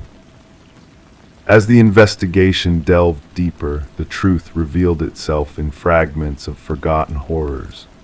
The figure in the photos, always on the periphery, always unnoticed in the moment, held secrets that transcended time. Enhanced images unveiled hidden details, a scar, a ring, a glimpse of a face that had long evaded identification. A breakthrough came in the form of dental records, linking the spectral figure to a man named Robert Keller, a maintenance worker who had vanished under suspicious circumstances decades ago. His connection to a string of unsolved child abductions sent shivers down the spines of those involved in the investigation. Keller's presence in the background of Sarah's family photos was a chilling reminder of the darkness that lurked beneath familiar faces. As the pieces of the puzzle fell into place, a grim truth emerged. Keller had been a shadow in the lives of many families, a predator disguised in plain sight. His disappearance had obscured the trail of his crimes, leaving behind only echoes in the form of missing children and shattered lives. Sarah sat alone in her apartment, the weight of the revelations pressing down on her. The news of identified remains near one of the vacation properties brought a bittersweet closure to a chapter of unspeakable tragedy. DNA confirmed the identity of one of the missing children, a solemn reminder of the price paid for ignorance. In the final birthday photo, the candles cast a flickering glow on the faces of loved ones frozen in time. And there, just behind her younger self, stood the figure watchful, patient, a specter of past atrocities. The shadows of the past had been brought into the light of justice, their presence finally acknowledged after years of clandestine existence. Sarah gathered the photos, each frame a testament to the unseen dangers that lurk in the corners of memory. The box labeled Memories now held a darker truth, a reminder that some threats are not always visible to the naked eye. Hidden figures move through the tapestry of celebrations, leaving behind a trail of whispered secrets in their wake. And as Sarah closed the lid on the box, she knew that the ghosts of the past would forever linger in the recesses of her mind, a haunting reminder of the fragility of innocence in a world where shadows dance in the light. Story 17. Renovations always have a way of unraveling mysteries long forgotten. Among the dust and debris, old relics of the past emerge, each one whispering a tale of bygone days. Sarah and Michael, a young couple enamored by the charm of a Victorian-era home, embarked on a renovation journey that would reveal more than they bargained for. Beneath the creaking floorboards, hidden from the world for decades, lay a folded letter, its paper yellowed with age and its ink faded but legible. The cryptic message etched on the brittle paper sent shivers down their spines. Don't trust the one who knocked. Before they could comprehend its meaning, the ominous warning was punctuated by 3 sharp knocks that resonated through the empty house, a chilling echo of the past. Detective Alina Reed, with her seasoned partner by her side, delved into the mystery that lay buried beneath the floorboards. With gloved hands that had sifted through countless clues, she carefully retrieved the note, knowing that the couple's inadvertent touch had tainted the evidence. As Sarah and Michael recounted the unsettling encounter, Reed observed the genuine fear etched on their faces, a fear that seemed to seep from the very walls of the historic home. Background checks painted a picture of normalcy for the young couple, their lives seemingly devoid of any dark shadows. However, the house itself bore the weight of a complex history, once belonging to the enigmatic Hargrove family. Following the death of the last resident, Margaret Hargrove, the house had stood vacant, guarding its secrets until Sarah and Michael unwittingly unearthed a long-buried truth. Forensic analysis of the note hinted at a tale of fear and urgency, dating back 2 decades. Margaret, a widow living in solitude after the passing of her husband, Franklin, had penned the warning in a moment of distress. Reed's investigation led her down a winding path of whispered rumors and faded memories, revealing a past fraught with hidden tensions. Franklin, a respected teacher turned recluse, had harbored a growing paranoia in his final years, haunted by a mysterious figure known only as the Collector. As Reed pieced together fragments of the past, a sinister narrative began to unfold, shedding light on the dark underbelly of the Hargrove household. The breakthrough came in the form of Margaret's frail sister, whose fading recollections hinted at a long-buried secret. Trembling whispers spoke of debts unpaid, and a relentless visitor who heralded his presence with 3 ominous knocks, a man known as Victor Mercer, a lone shark entangled in the web of illegal gambling. With meticulous precision, Reed and her team excavated the hidden truths that lay beneath the floorboards, unearthing a grim discovery that shattered the veil of time. A male skeleton, bearing the marks of a violent end, lay hidden beneath the foundation, a silent witness to a tale of betrayal and desperation. As the pieces of the puzzle fell into place, Margaret's diaries emerged as poignant testaments to a life overshadowed by fear and guilt. The tragic saga of Franklin's downfall at the hands of the elusive collector unfolded, revealing a web of deceit and tragedy that had remained hidden for decades. The case, though cold and aged, found its resolution in the return of Victor Mercer's remains to his long-forgotten family. Justice, albeit delayed, had finally been served, closing the chapter on a haunting chapter of the house's history.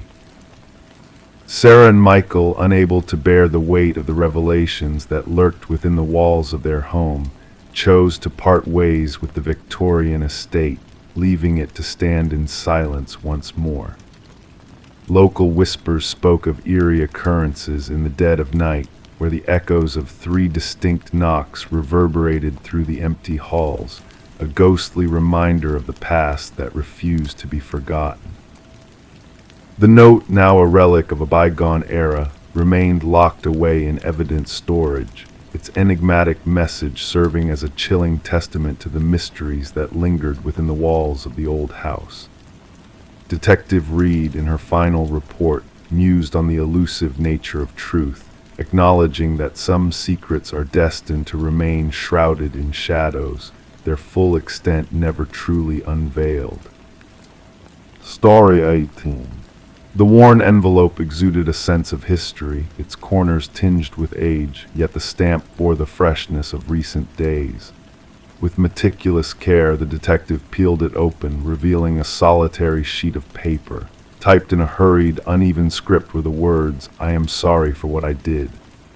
As Detective Sarah Morgan delicately handled the paper, a faint dampness clung to her gloves, carrying with it a metallic scent that lingered in the air.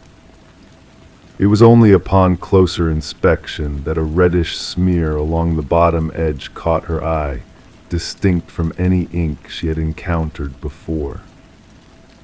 Placing the letter into an evidence bag, Morgan's trained fingers navigated the task with precision. The forensics team's analysis confirmed her suspicions the reddish stain was indeed human blood, matching the DNA profile from an unsolved homicide case that had plagued the department for years. The victim, a young journalist named Rebecca Warren, had been discovered in her apartment, bearing multiple stab wounds. Her laptop missing, her notes strewn about a grim tableau hinting at a connection between the attack and the story she had been pursuing.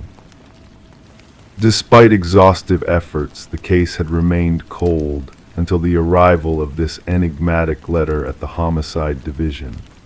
Addressed simply, it bore scant fingerprints, hinting at a meticulous sender who had taken care to conceal their identity. The postmark, however, offered a glimmer of hope, providing the team with a tangible light after months of stagnation.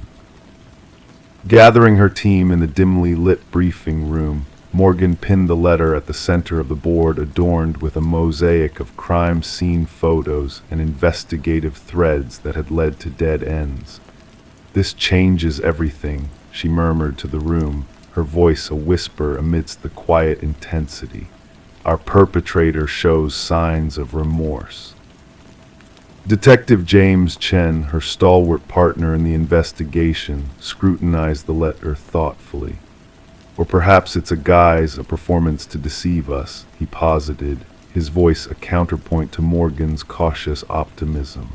The forensics team's discovery of the typewriter's antiquated origin added a layer of intrigue, a relic from a bygone era, now a key piece in a modern-day mystery.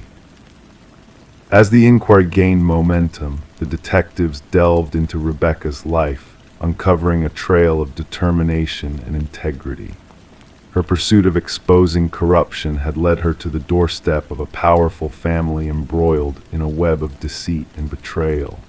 Interviews with her loved ones unveiled whispers of a shadowy figure trailing her steps, a detail that now carried grave significance in the wake of the blood-stained letters. With each revelation, the web of suspicion tightened. A second letter arrived, echoing the first in its ominous tone, hinting at secrets too dangerous to be left unearthed. The trail led to the opulent mansion of the deceased patriarch, where the detectives confronted the heirs, each harboring their own secrets and lies. A breakthrough emerged when microscopic fibers on the envelopes pointed to a member of the family, unraveling a tapestry of deceit woven with vintage typewriters and clandestine alliances. The convergence of evidence linked two unlikely collaborators, Richard and Michael, in a scheme that had escalated beyond control. The courtroom became a stage for truth and justice as revelations poured forth, illuminating the tangled web of betrayal and greed that had led to Rebecca's demise. The weight of guilt bore down on the guilty, their facades crumbling in the face of irrefutable evidence. In the end, as the gavel fell and the echoes of justice reverberated through the chamber, Detective Morgan found solace in the closure brought to Rebecca's grieving parents. The blood-stained letters, now silent witnesses to a tragedy, served as a stark reminder that even the most meticulously planned crimes could not escape the haunting specter of remorse. Rebecca Warren's story, once shrouded in darkness, now stood as a beacon of lessons learned, a testament to the enduring power of conscience in the pursuit of truth. Story 19, The Enigmatic Victorian. She crossed the threshold, the dust dancing in the stagnant air around her. The old house, abandoned for years, exuded a sense of forgotten elegance, its once grand walls now peeling and its furniture draped in ghostly sheets. As she wandered through the silent rooms, it felt as though she had stumbled into a frozen moment in time, suspended in a trance of bygone memories. But amidst this eerie stillness, there was a peculiar anomaly that captured her attention: the doors. Each one she opened, each handle she turned, all led her back to the same room, the parlor, a maze of corridors and chambers, all converging back to where she started. The only way out seemed to be the way she had come, yet when she turned to retrace her steps, the front door had vanished, leaving her trapped within the mysterious confines of the house. The discovery of Morgan Pierce's lifeless form transformed the abandoned Victorian from a mere relic to a haunting crime scene. Detective Sarah Lynn stood at the threshold, observing as forensic experts moved silently through the dim interior, their presence like fleeting shadows in the gloom. The house had long held a reputation among the locals, a place where compasses spun wildly, where whispers of unseen eyes watching lingered in the air. Now, beneath its faded facade, lay secrets far more sinister than mere urban legends. The initial examination suggests she's been deceased for approximately 3 days, the medical examiner murmured, his voice barely a whisper in the heavy silence. The cause of death appears to be asphyxiation. Morgan had been discovered seated in an antique chair in the parlor, her posture serene, hands clasped neatly in her lap as if awaiting a guest. No signs of struggle marred her peaceful countenance, no wounds of defense.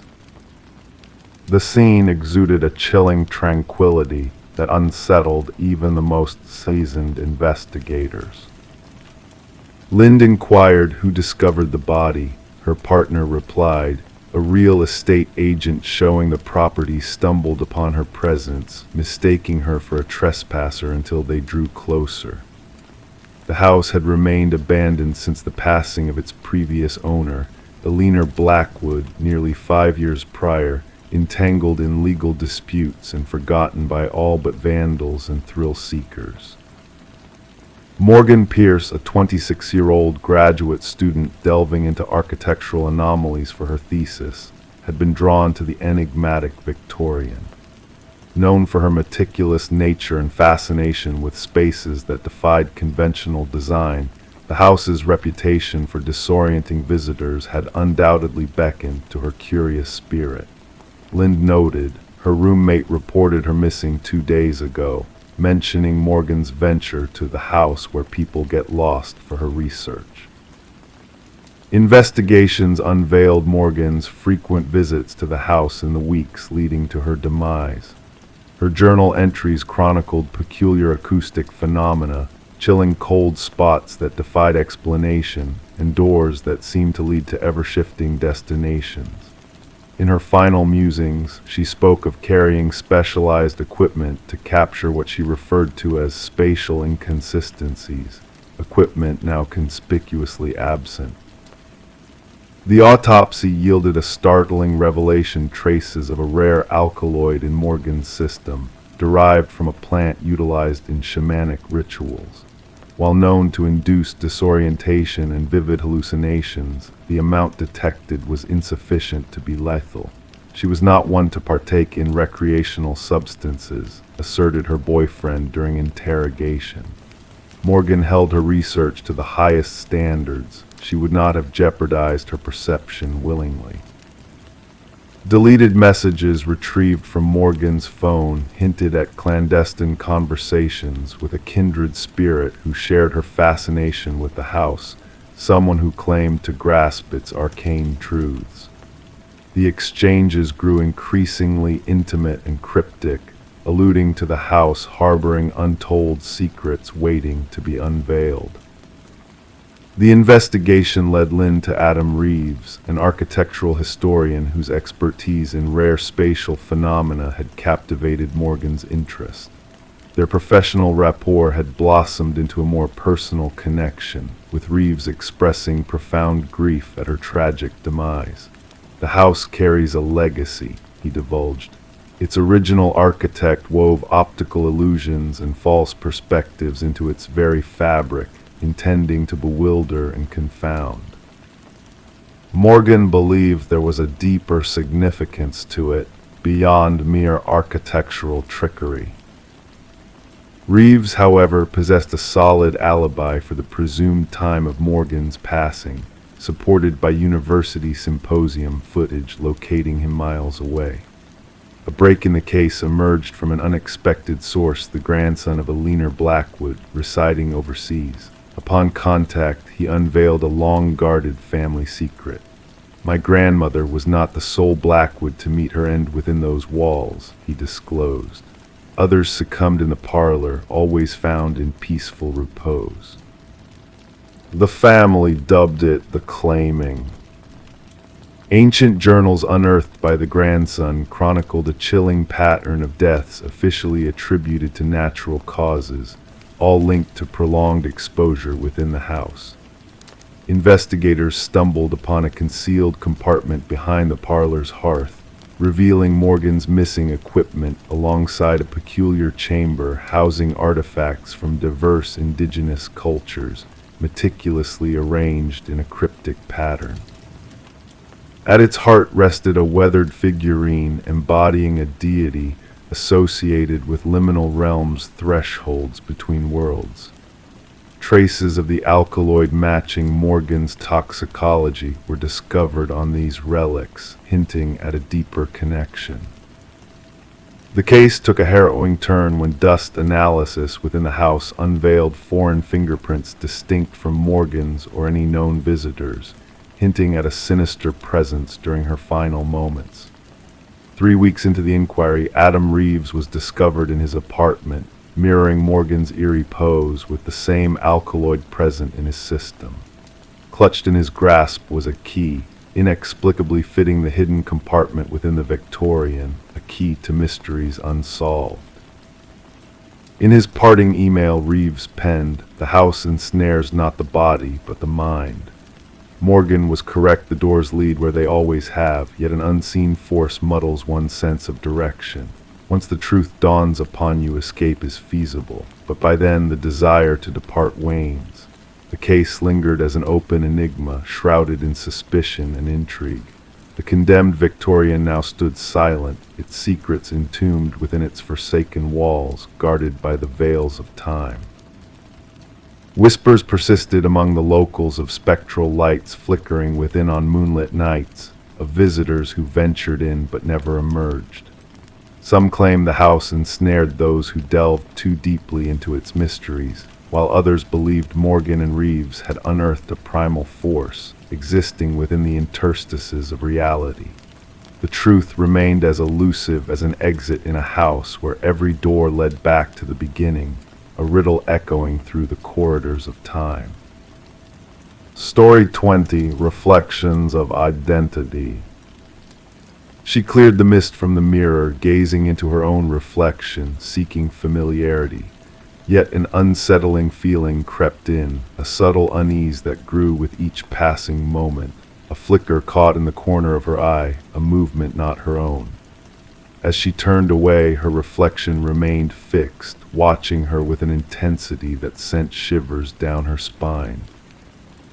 Thus began the enigmatic tale of Rebecca Thorne, a story that would bewilder investigators and cast a haunting shadow over a tranquil community for years to come.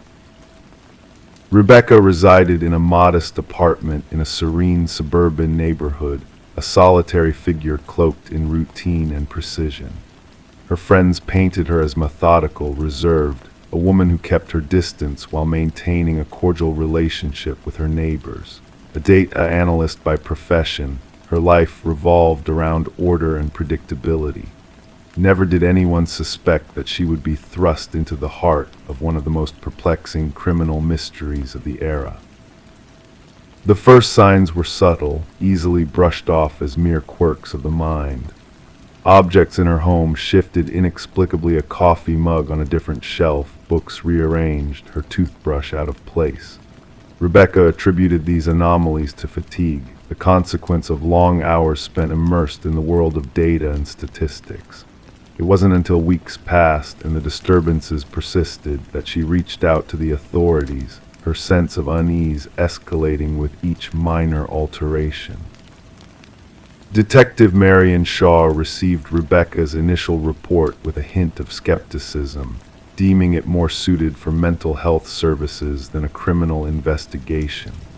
There were no signs of forced entry, no missing items, just a woman plagued by a pervasive sense of wrongness within her own home. The pivotal moment arrived with the incident in the bathroom mirror, a moment etched vividly in Rebecca's retelling. Her reflection seemed to move independently, a silent observer in the looking glass, casting doubt on the very essence of reality.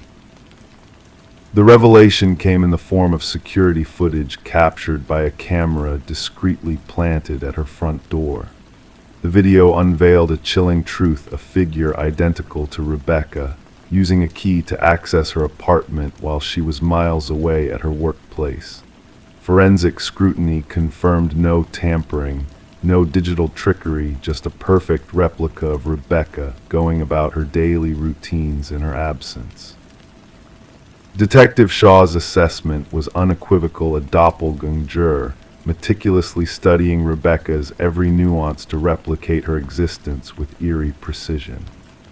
The investigation spiraled into a labyrinth of perplexity, with fingerprints pointing solely to Rebecca and no trace of foreign DNA within her abode. Neighbors attested to the normalcy of her comings and goings, oblivious to the sinister shadow that lurked beneath the facade of suburban tranquility. As the disturbances escalated, Rebecca meticulously documented each aberration, each subtle intrusion into her life. Food vanished from her refrigerator, mysterious searches appeared on her computer, and eerie selfies surfaced on her phone, images of herself bearing a disconcerting resemblance yet devoid of her memory. A sense of impending madness gripped her, a feeling that someone was orchestrating a malevolent game at her expense. The breakthrough emerged when a pattern surfaced in the surveillance footage, a calculated intrusion orchestrated during specific absences tied to prearranged appointments. It was no random act, but a targeted scheme of surveillance and infiltration, orchestrated by an unseen puppeteer with a chilling fixation on Rebecca's identity. A forensic psychologist delved into the psyche of the perpetrator, unearthing a tale of obsession and delusion. The culprit, it seemed, harbored a fractured mind fixated on assuming Rebecca's identity, erasing her very existence in the process. Clues led to a former colleague, Lily Winters, whose erratic conduct and unsettling proclamations hinted at a dangerous infatuation with Rebecca's persona. A search of Lily's abode uncovered a nightmarish tableau, a room transformed into a shrine dedicated to Rebecca, a meticulous replica of her life meticulously curated. Photographs adorned the walls, capturing Rebecca's every move, while a closet harbored duplicates of her attire. Makeup, notes detailing her habits, and unsettling video recordings of mimicry painted a chilling portrait of a mind unhinged. The revelation of sophisticated tools for replication and surveillance hinted at a sinister agenda that eluded comprehension, veiled behind cryptic journal entries oscillating between identities, blurring the lines of reality and obsession. Before authorities could apprehend Lily, she vanished, leaving behind a void of unanswered questions and a lingering sense of dread. Rebecca was ushered into protective custody, cloaked in anonymity and seclusion, while the specter of Lily's deception loomed large. The final twist unfurled when reports surfaced of Rebecca's phantom presence in her former workplace, a ghostly echo of her existence haunting the corridors she once traversed. It became evident Lily had assumed Rebecca's mantle, seamlessly slipping into her life while the real Rebecca sought refuge in the shadows. To this day, the case remains unresolved, a poignant reminder of the fragility of identity and the chilling extent of human obsession. Lily Winters remains at large, a phantom of duplicity and deceit. Rebecca Thorne, now a specter of her former self, wanders in anonymity, guarding her newfound identity with vigilance. Detective Shaw, the silent guardian of their intertwined destinies, stares at the photograph on her desk, a haunting reflection of two souls entwined in a web of identity and illusion. As the night descends and shadows dance in the dim light, she whispers a somber truth to the winds, a truth that echoes through the corridors of time. Identity is not merely a reflection, it is the essence of our being, a fragile tapestry we weave with every breath. And in the shadows lurks the chilling reminder that sometimes our reflection may seek to usurp us, erasing the very essence of who we are. Story 21. The new proprietors perceived it as a mere quirk, the crackling of the ancient intercom system late at night, a relic from a bygone era, rewired but long forsaken. Then on a solitary night, the husband, driven by curiosity, pressed the button. A faint whisper crackled through the speaker. "Why have you returned?" Startled, he recoiled, his hands trembling. His wife, standing behind him, murmured, "I never uttered those words." The Victorian manor stood nestled amidst ancient oak trees, its worn facade contrasting with the modernized interior. Daniel and Meredith Parker had acquired the estate at a surprisingly modest price, despite the real estate agent's uneasy demeanor during the tour. The intercom system, a vintage feature linking all chambers, had captivated the history-loving couple. Detective Sarah Reeves arrived at the estate, gravel crunching beneath the tires of her unmarked car. The call had come in as a possible break-in, but a hint in the dispatcher's voice hinted at a deeper narrative. Daniel Parker, tall and ashen, welcomed her at the entrance, his complexion pale even in the faint porch light. "It all began with the intercom," he recounted, guiding Detective Reeves through the majestic foyer. Initially just static, then whispers, then coherent sentences. My wife assumed I was imagining things until she too heard it. In the sitting room, Meredith sat rigid on an antique settee, hands tightly grasping a steaming mug left untouched. We stumbled upon something hidden behind the wall, she disclosed abruptly. Daniel wanted to expand the kitchen pantry, and as he removed the drywall, her voice faltered. Concealed behind the wall, wrapped in decaying plastic, they had unearthed a small leather-bound journal. Detective Reeves donned gloves before delicately unfolding its brittle pages. The script, elegant yet frantic, belonged to someone named Alina, the apparent former proprietor. The entries chronicled her escalating suspicion that her husband Vincent intended to harm her. The ultimate entry was dated 3 decades ago, Daniel elucidated. And then silence. The prior owners stated they purchased it from an elderly man who relocated to a retirement community. The investigation uncovered the history of Vincent and Alina Blackwood, the erstwhile inhabitants of the house. Records indicated Vincent had sold the house shortly after Alina purportedly departed from him. No divorce records existed, no change of residence, no financial transactions under Alina's name post the final journal entry. Detective Reeves marshaled a team for a thorough examination of the property. Ground-penetrating radar unveiled anomalies beneath the concrete foundation of the garden shed. As investigators breached the aged concrete, the truth emerged in the form of human remains. Forensic analysis confirmed the skeleton belonged to a woman in her 40s, displaying signs of head trauma from blunt force. A golden wedding band discovered amid the remains bore the inscription, "To Alina, my eternal love." The case against Vincent Blackwood swiftly took form. Now elderly and residing in a care facility, he comprehended the charges brought against him. When confronted with the evidence, his response sent shivers down even the seasoned detective's spine. "She wouldn't cease speaking," Vincent uttered, his voice ominously tranquil. "Always prattling through that accursed intercom, monitoring me, interrogating me. I disconnected it, but she reconnected it herself. Claimed she wanted to be able to reach me always, no matter where I was in the house." He gazed blankly. I yearned for silence. During his admission, Vincent disclosed how he meticulously fabricated the tale of Alina deserting him, even sending postcards to neighbors from various locations, scripted in forged handwriting. He had resided in the house for years thereafter, treading daily over the concrete where his wife lay buried. The trial was brief, with Vincent confessing to the murder. The presiding judge noted the premeditated nature of the crime and the decades of deceit that ensued. Daniel and Meredith eventually sold the house, unable to endure its grim past. Before departing, they conducted a memorial for Alina in the garden, now refurbished following the investigation. The intercom system was dismantled during the subsequent renovations by the new owners. Workers reported hearing crackling and whispers during the removal, attributing it to interference from their tools.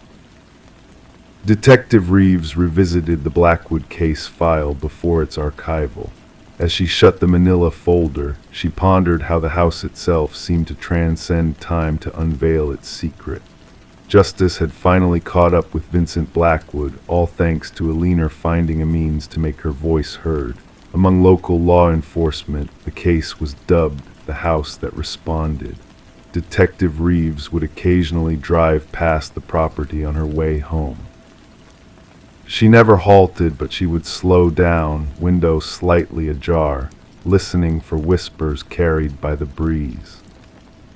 Story 22. They stumbled upon it in the attic, concealed beneath a worn-out blanket. A porcelain doll, fragile and ancient, with its piercing blue eyes wide and unwavering. It was unfamiliar to both of them. They brushed it off as just another forgotten relic. However, that night, as they nestled into bed, a sense of unease crept in. The air grew heavier and the silence lingered. Come morning, the doll had vanished from the attic. Instead, it sat solemnly at the end of their bed. Sarah and Michael, a young couple, had acquired the Victorian mansion at an auction, captivated by its intricate woodwork and enigmatic allure, oblivious to the whispers of its troubled past. They were drawn to the stories woven into its very foundation, little knowing they would soon become entwined in its tale. Detective Rachel Winters received the call on a brisk autumn morning. The female victim was found in the master bedroom, her body contorted into an unnatural pose, limbs bent at precise angles, eyes wide open in terror. The male victim was discovered in the hallway as though in a futile attempt to flee.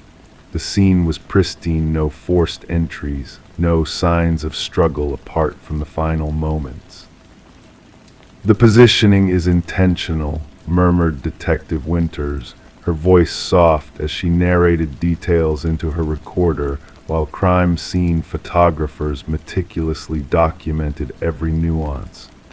The female victim seems staged, like a doll plucked from a display case. The investigation commenced with thorough interrogations of neighbors. An elderly lady recalled glimpsing a shadow flitting behind an upstairs window when the couple should have been away at work. Another mentioned hearing what seemed like a child's laughter emanating from the vacant house at night. Each testimony added a layer of disquiet to the burgeoning case. Forensic analysis unveiled minute fibers scattered throughout the residence, vintage cotton and silk, akin to materials used in antique doll attire. They congregated around the victims in the attic space. More disconcerting was the absence of any foreign fingerprints, DNA, or footprints in the dust. "It's as though the perpetrator was never physically present," remarked the lead forensic analyst, perplexed by the enigma. The focus shifted to the property's history. Records unveiled a recurring pattern: 3 previous proprietors over 6 decades met mysterious ends. Each case remained unresolved, marked by inexplicable anomalies. One family reported discovering antique toys in freshly cleaned rooms. Another documented hearing footsteps when the house was deserted. Delving deeper, Detective Winters unearthed a newspaper clipping from decades past. A renowned doll maker had once resided in the house with his daughter, who perished under dubious circumstances. Before taking his own life, the doll maker fashioned one last doll, an exact replica of his daughter. The inventory list from Sarah and Michael's purchase made no mention of such a doll. A breakthrough emerged when old photographs were found in a concealed compartment beneath the attic floorboards. Among the images, one doll stood out, a mirror image of the one encountered by Sarah and Michael. The doll seemed to shift positions in the photos, giving an eerie impression of movement between shots taken moments apart. Infrared scans disclosed chilling evidence: minuscule handprints, imperceptible to the naked eye, trailed from the attic to the master bedroom, along with a peculiar residue of porcelain dust intermingled with unidentifiable organic matter. The investigation took a surreal turn when Detective Winters interviewed a distant relative of the doll maker.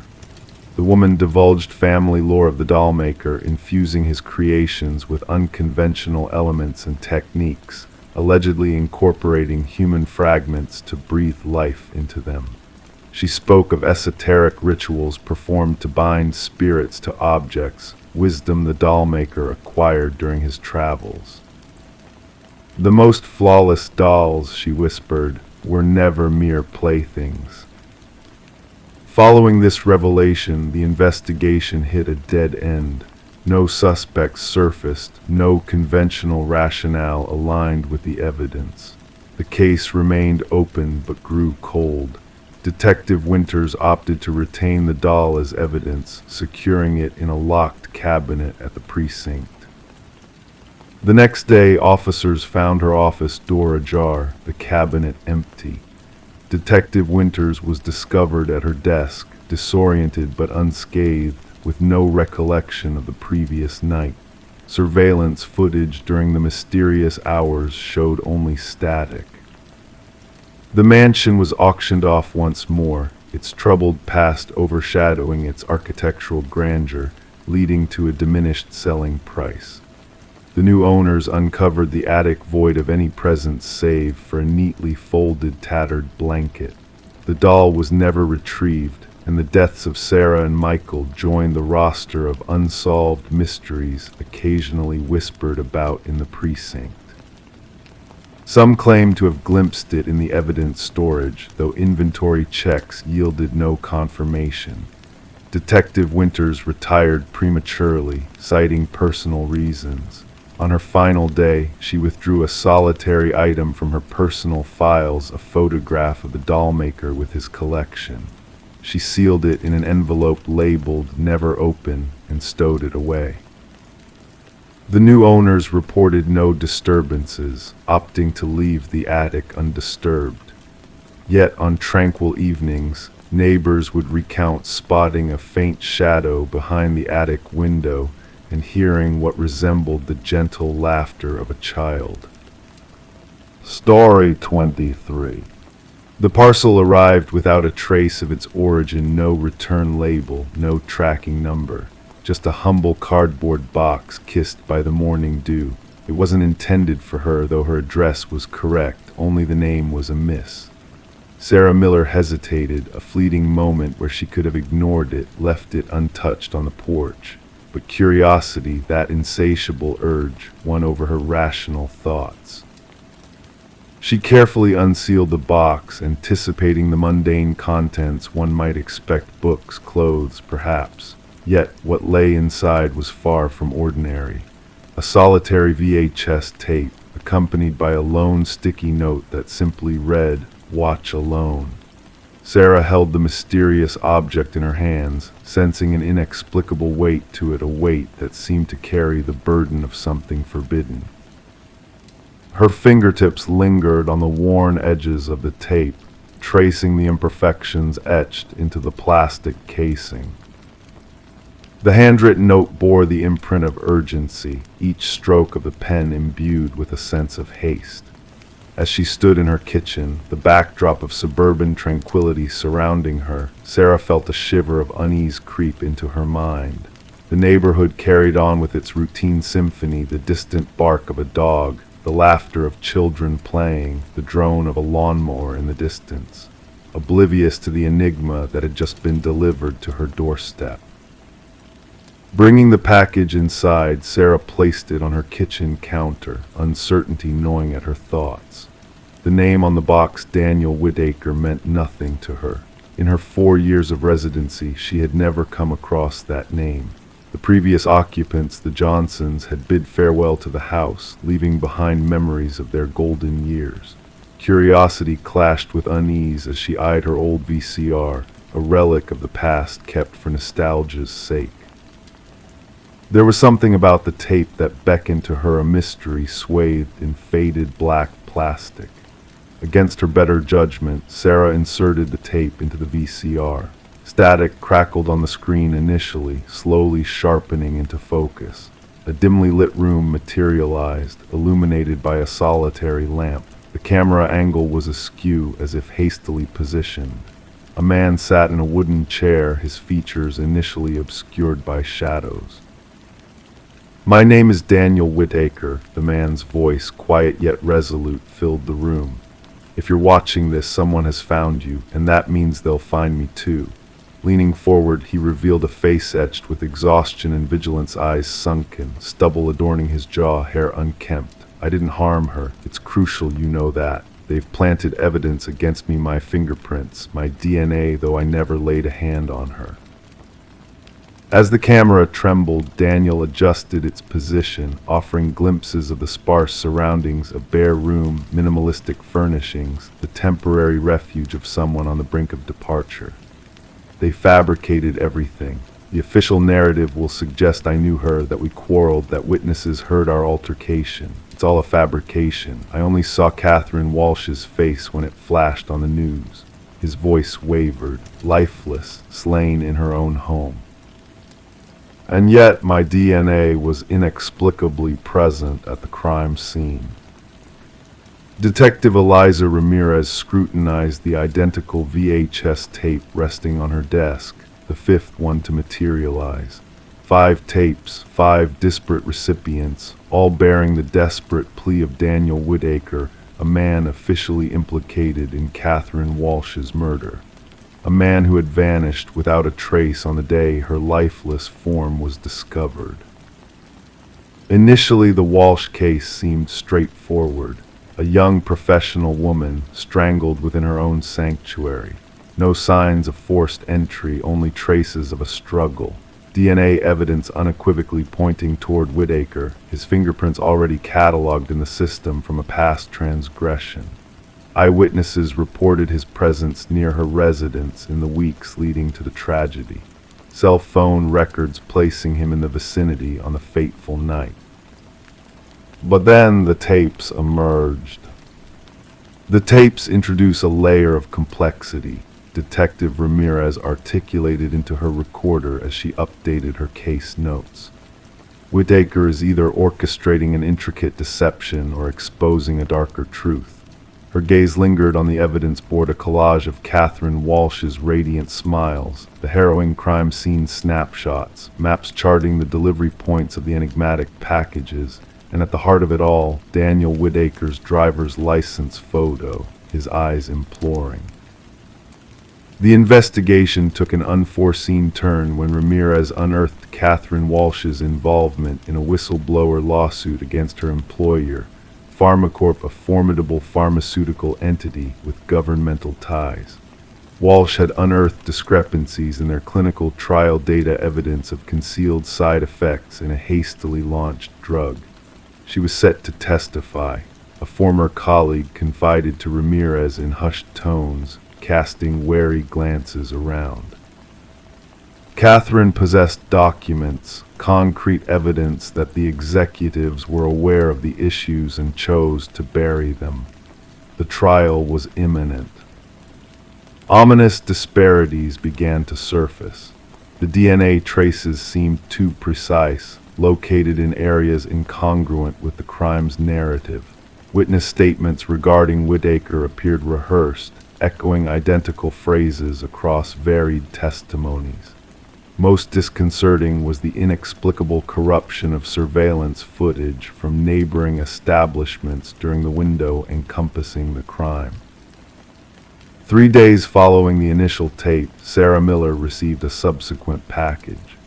This time, it harbored a trove of documents, clinical trial reports, internal correspondences, email transcripts, all originating from Pharmacorp, all bearing Catherine Walsh's digital seal, each piece of evidence affirming her righteousness.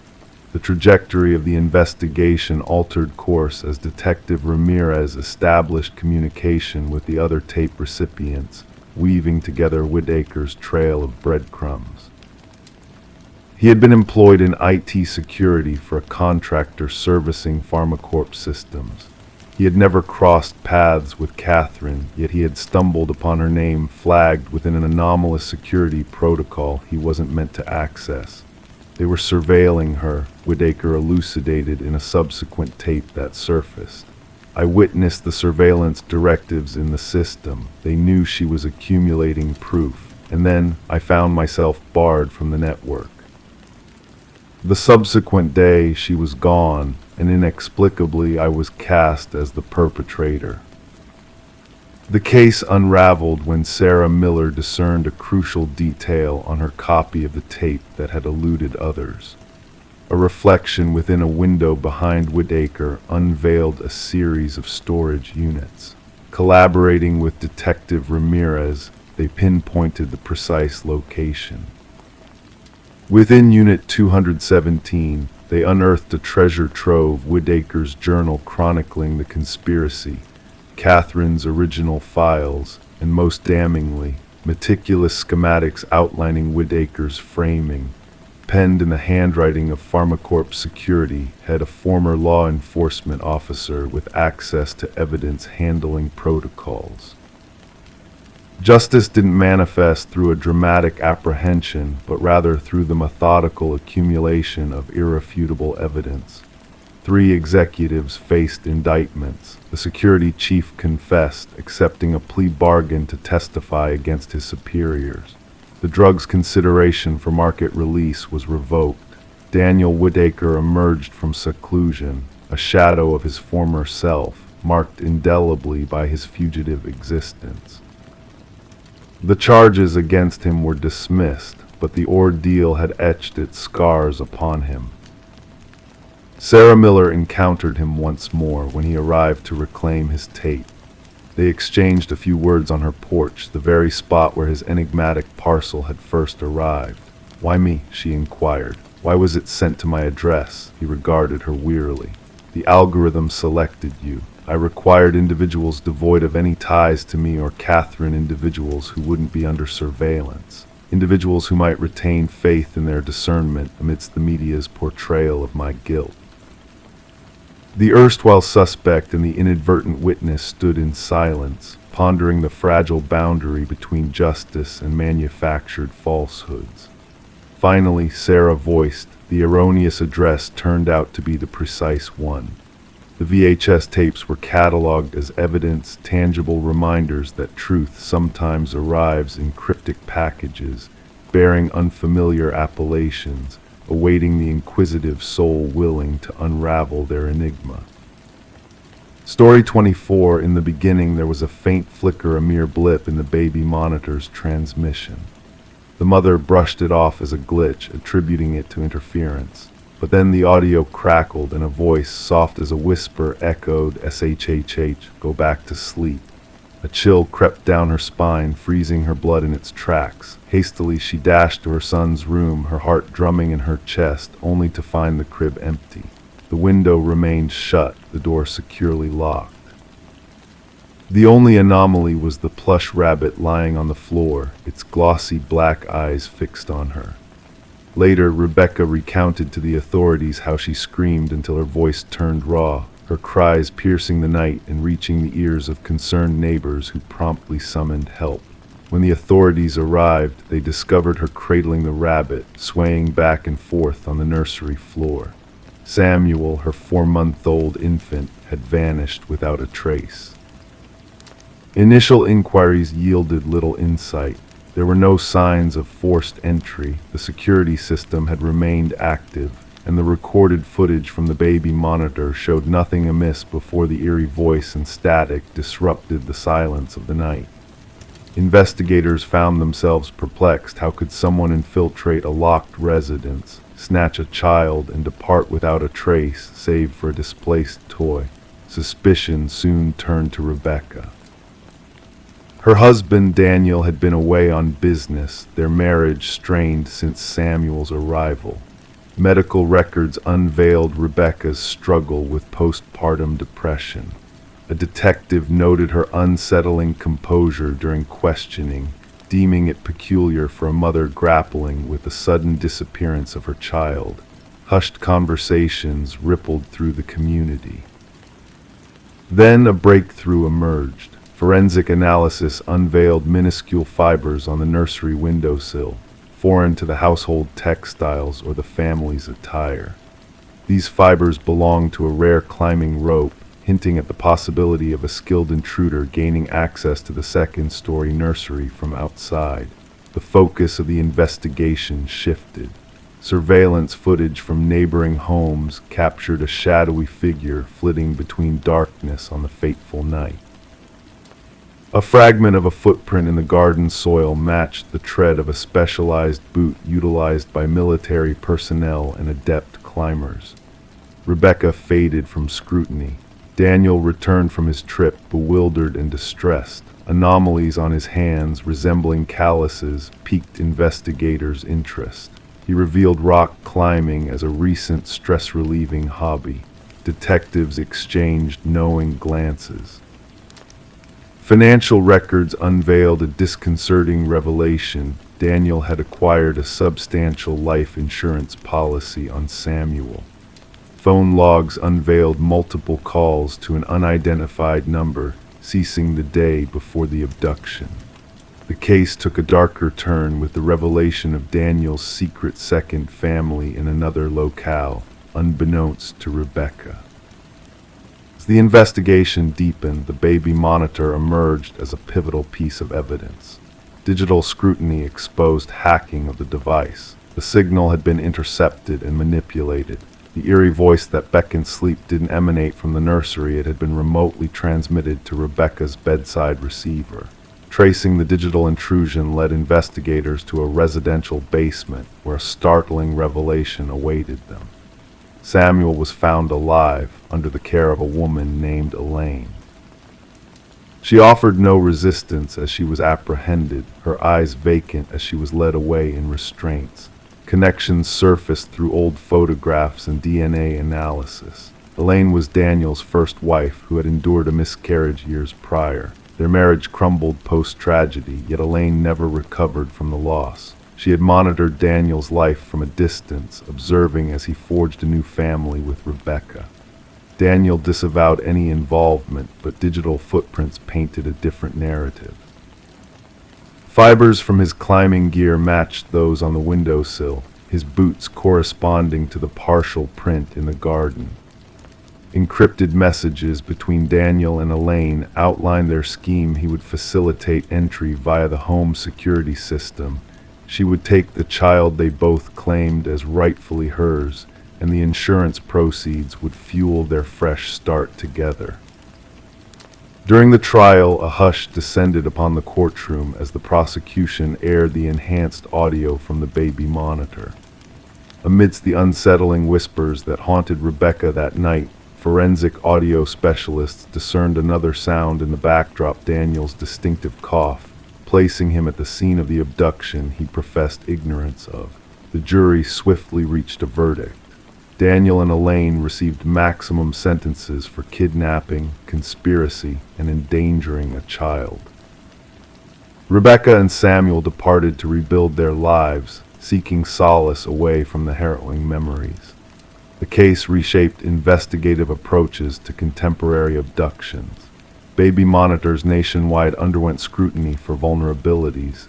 Parents fortified nurseries with additional safeguards, and security experts warned of the escalating sophistication of crimes exploiting technology against the most defenseless victims.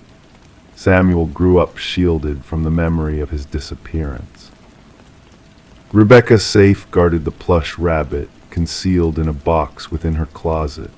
She couldn't part with it, nor could she bear to confront those glassy black eyes that had borne witness to the truth veiled within the whispers carried by the baby monitor through the shadows. The monitor never deceived. It had captured the veracity of that night, albeit in a manner unforeseen by all. Story 25. In the quiet solitude of a small cottage, a wooden plank betrayed its secrets with a subtle shift under her weight. She paused, sensing the change beneath her feet, a gentle nudge from the hidden world below. Intrigued, she knelt down, her fingers tracing the edges of the loose board, revealing a mysterious gap. The floor, once thought solid, now whispered of hidden depths waiting to be uncovered.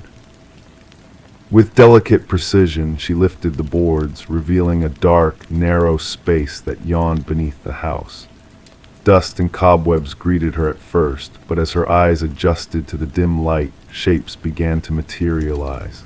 A mattress, a chair, and in the shadows, a worn notebook filled with pages upon pages of a name repeated endlessly her name. Detective Morgan Reed observed from behind as Sarah Coleman peered into the abyss that lay beneath her new home. It wasn't just the discovery of a hidden room that unsettled Sarah. It was the violation of her sanctuary, the intrusion of something sinister into her newfound haven. "Be cautious, don't disturb anything," Detective Reed's voice was a soothing anchor in the eerie silence. Her flashlight pierced the darkness, revealing walls adorned with surveillance photographs of Sarah, images captured without her knowledge, a shrine of obsession concealed beneath her very feet. Sarah had acquired the cottage from the estate of Walter Green, an elderly recluse who had passed away with no kin to claim his legacy. The property had stood vacant for months, its secrets lying dormant until Sarah's arrival. The real estate listing had painted a picture of charm and renovation potential, with no hint of the hidden chamber lurking beneath. "I never met him, the previous owner," Sarah's voice trembled in the dim light. "The neighbors said he kept to himself. The basement was supposed to be sealed off ages ago. That's what the inspection report stated." As crime scene investigators descended upon the hidden room, the truth began to unfurl. Every surface bore the fingerprints of Walter Green, a man who had been meticulously watching Sarah for years, blending into the backdrop of her life without her ever suspecting his presence. The psychologist briefed the investigators on the escalating nature of Walter's fixation, the transition from idle fantasies to sinister plans. The hidden room was a chilling testament to his intentions, a stage set for a twisted performance that Sarah was unknowingly cast in. Detective Reed's inquiries led her to a former co-worker of Walter's, whose hesitant revelations hinted at a deeper obsession than anyone had imagined. A key found in Walter's locker unlocked a storage unit, revealing a meticulous replica of Sarah's former life, a chilling mirror image crafted by a man consumed by delusion. Walter's past of institutionalization for erotomania shed light on his dark descent into obsession, triggered by a chance encounter with Sarah. The investigation painted a grim picture of a man who believed in a love that existed only in his fractured mind, a love that would bind him to Sarah in a twisted fate. Sarah, haunted by the shadows of Walter's fixation, made the decision to sever ties with the cottage, to escape the specter that lingered in its hidden corners. As she stood in the empty living room, she pondered the what-ifs that could have led to a different, darker outcome if not for that fateful discovery beneath the floorboards. The case closed with Walter's death, labeled as stalking with intent to abduct, a stark reminder of the thin line between safety and peril that Sarah had unknowingly danced upon. She vanished into the distance, a survivor reshaping her life to evade the shadows of her past. The cottage passed into new hands, ignorant of the secrets buried beneath its floor. The hidden room was sealed, the echoes of Walter's obsession fading into the past. Life carried on, but for those privy to the truth, the tale of the hidden chamber lingered as a cautionary whisper of the dangers that lurk unseen, of the monsters that stalk in shadows, and the victims who narrowly evade their grasp. Story 26. The dwelling had sat in silence for what felt like an eternity, untouched by life, untouched by time. Whispers from the neighbors hinted that the last inhabitant, a young woman, had vanished without a trace, leaving behind a void that seemed to seep into the very walls.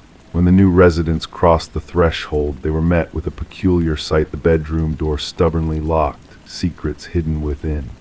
With a determined effort, they forced their way in, breaking the seal of years gone by. The room exhaled a stagnant breath, a dance of dust motes swirling in the air, settling like forgotten memories.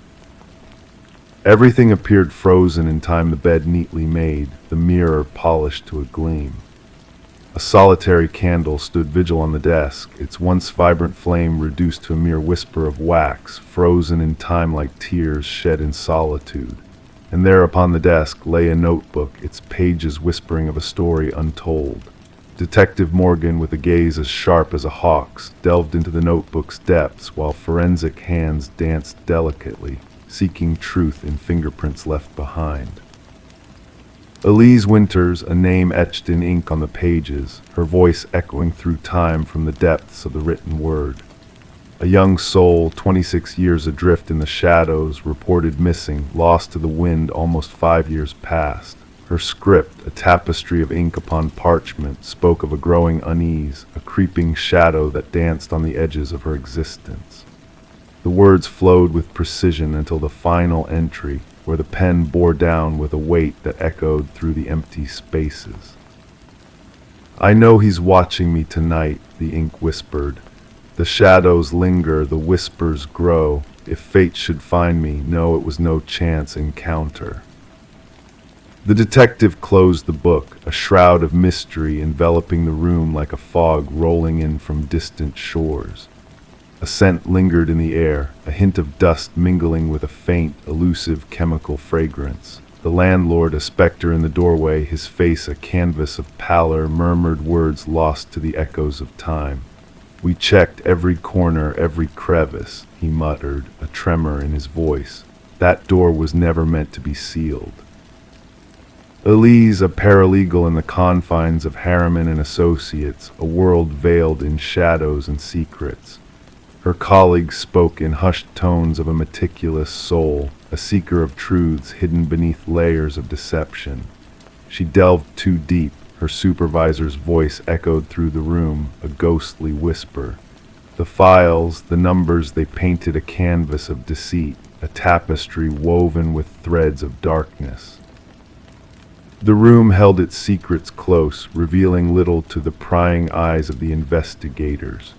No traces of struggle, no crimson stains upon the floorboards, just a snapshot frozen in time, a moment suspended in the amber of memory. The candle, a silent sentinel, cast shadows upon the desk, a witness to the unseen. Beneath the surface, hidden from the naked eye, a revelation waited. A loose floorboard, a gateway to truths untold. A key, a flash of silver in the darkness, unlocking a Pandora's box of secrets. Documents whispered of transactions veiled in shadows, of truths buried beneath layers of deception. The truth, a double-edged sword, a beacon in the night. The echoes of the past reverberated through the halls of justice, exposing a web of lies spun by hands stained with deceit. Elise's voice, a haunting melody, danced through the recordings, a testament to courage in the face of darkness. The truth, a bitter pill to swallow, a mirage shattered by the light of day. Vincent Harriman, a shadow among shadows, his mask slipping in the harsh glare of truth. The evidence, a tapestry woven with threads of guilt, a portrait of a man consumed by his own deception. The hidden passage, a doorway to justice, a path leading to the heart of the mystery. In the end, justice stood tall, a beacon in the night, a whisper of hope in a world veiled in shadows. Elise's legacy, a testament to the power of truth, a reminder that even in the darkest of nights, a single candle can illuminate the way. The room remained a shrine to her memory, a testament to her courage, a beacon in the night. The house, a sentinel in the darkness, stood silent and empty, its walls echoing with the whispers of the past. The truth, a specter haunting the halls, a reminder that justice, though delayed, will always find its mark. And as the night wrapped its cloak around the world, a single light flickered in the upstairs window, a silent vigil for a soul that refused to be silenced. Story 27, The Tale of the Haunted Mask. The old costume shop was in the process of closing its doors, a final clearing out of dusty relics and forgotten treasures. Among the remnants of disguises and characters long gone, a woman discovered a mask unlike any other. It rested upon a neglected shelf, its features delicate yet unnervingly lifelike, as if it held a secret life of its own. As she brought the mask to the cashier to purchase, a sense of unease crept over the shop.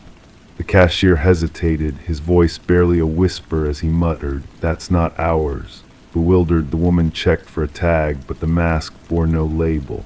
With a shrug, she decided to take it home, unaware of the mysterious presence she welcomed into her life. That very night, a soft sound stirred her from slumber, a whisper of fabric shifting. Startled, she reached for the light, only to find the mask missing from its place on the dresser.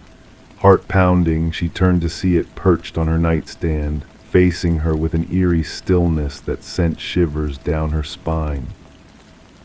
The woman known as Catherine Reed met a tragic fate that same night, her life ending in a way that defied explanation. Her neighbor, drawn by the sight of an open door and the absence of her usual activity, stumbled upon a scene that would baffle investigators for years to come. Detective Morgan arrived at the scene, where the morning light spilled into the darkened home, illuminating the silent tragedy that had unfolded. The details whispered of a disturbance, yet the room held an air of quiet mystery, as if the walls themselves held secrets waiting to be uncovered. As forensics meticulously documented the scene, the detective's keen eye caught subtle clues: a drawer left ajar, a lipstick-stained water glass, ordinary yet out of place in the tragedy that had befallen Catherine Reed. The medical examiner's findings only deepened the enigma, with no clear cause of death except for the terror etched into the woman's frozen expression. Catherine, an art appraiser known for her discerning eye, had unwittingly stumbled into a web of darkness woven around the mysterious mask. Her colleagues spoke of her keen eye for authenticity, a gift that may have led her down a path she could never have foreseen. The investigation took a chilling turn as security footage from the costume shop revealed the enigmatic origins of the mask. The cashier's confusion, the owner's denial, hints of a sinister presence that lurked beyond the realm of the known. Delving deeper, the detective uncovered a trail of strange deaths linked to similar masks, each victim succumbing to an inexplicable terror that stole their final breath. The threads of fate intertwined as the mystery deepened, drawing the detective into a world where ancient rituals and unspeakable forces held sway. A retired detective shared a revelation, unveiling the dark truth hidden within the mask's ancient symbols, hinting at a ritual of soul transference, a malevolent entity seeking new hosts through a cycle of death and rebirth. In a journal hidden within Catherine's home, the final entry bore witness to her growing terror as she uncovered the sinister nature of the mask that had invaded her life. Her words spoke of a malevolent presence, a watcher in the shadows that hungered for souls to claim as its own. The investigation culminated in a chilling discovery: the cause of Catherine's death, a heart stopped by sheer terror, a fear so profound it defied comprehension. The mask, a vessel for a darkness that sought to consume all who dared to peer behind its empty gaze. Surveillance footage captured a figure leaving Catherine's home, a phantom wearing her likeness but moving with an unnatural stiffness, a puppet controlled by unseen hands. The hunt for the missing mask led to dead ends as it vanished like a wisp of smoke, only to resurface in distant lands, its hunger unabated. The detective, haunted by the specter of the mask, kept Catherine's journal closed, a testament to the horrors that lurked in the shadows. In the still of the night, she felt the weight of unseen eyes upon her, a reminder that the mask still sought its next victim, its hunger eternal and insatiable. As the tale whispered through the darkened corridors of time, the mask remained a phantom, a vessel waiting to be filled with the essence of those who dared to gaze into its depths. And in the quiet hours before dawn, another soul would awaken to the soft sound of movement in the dark, to find the mask drawing near, a harbinger of terror and a promise of an endless cycle of fear and death.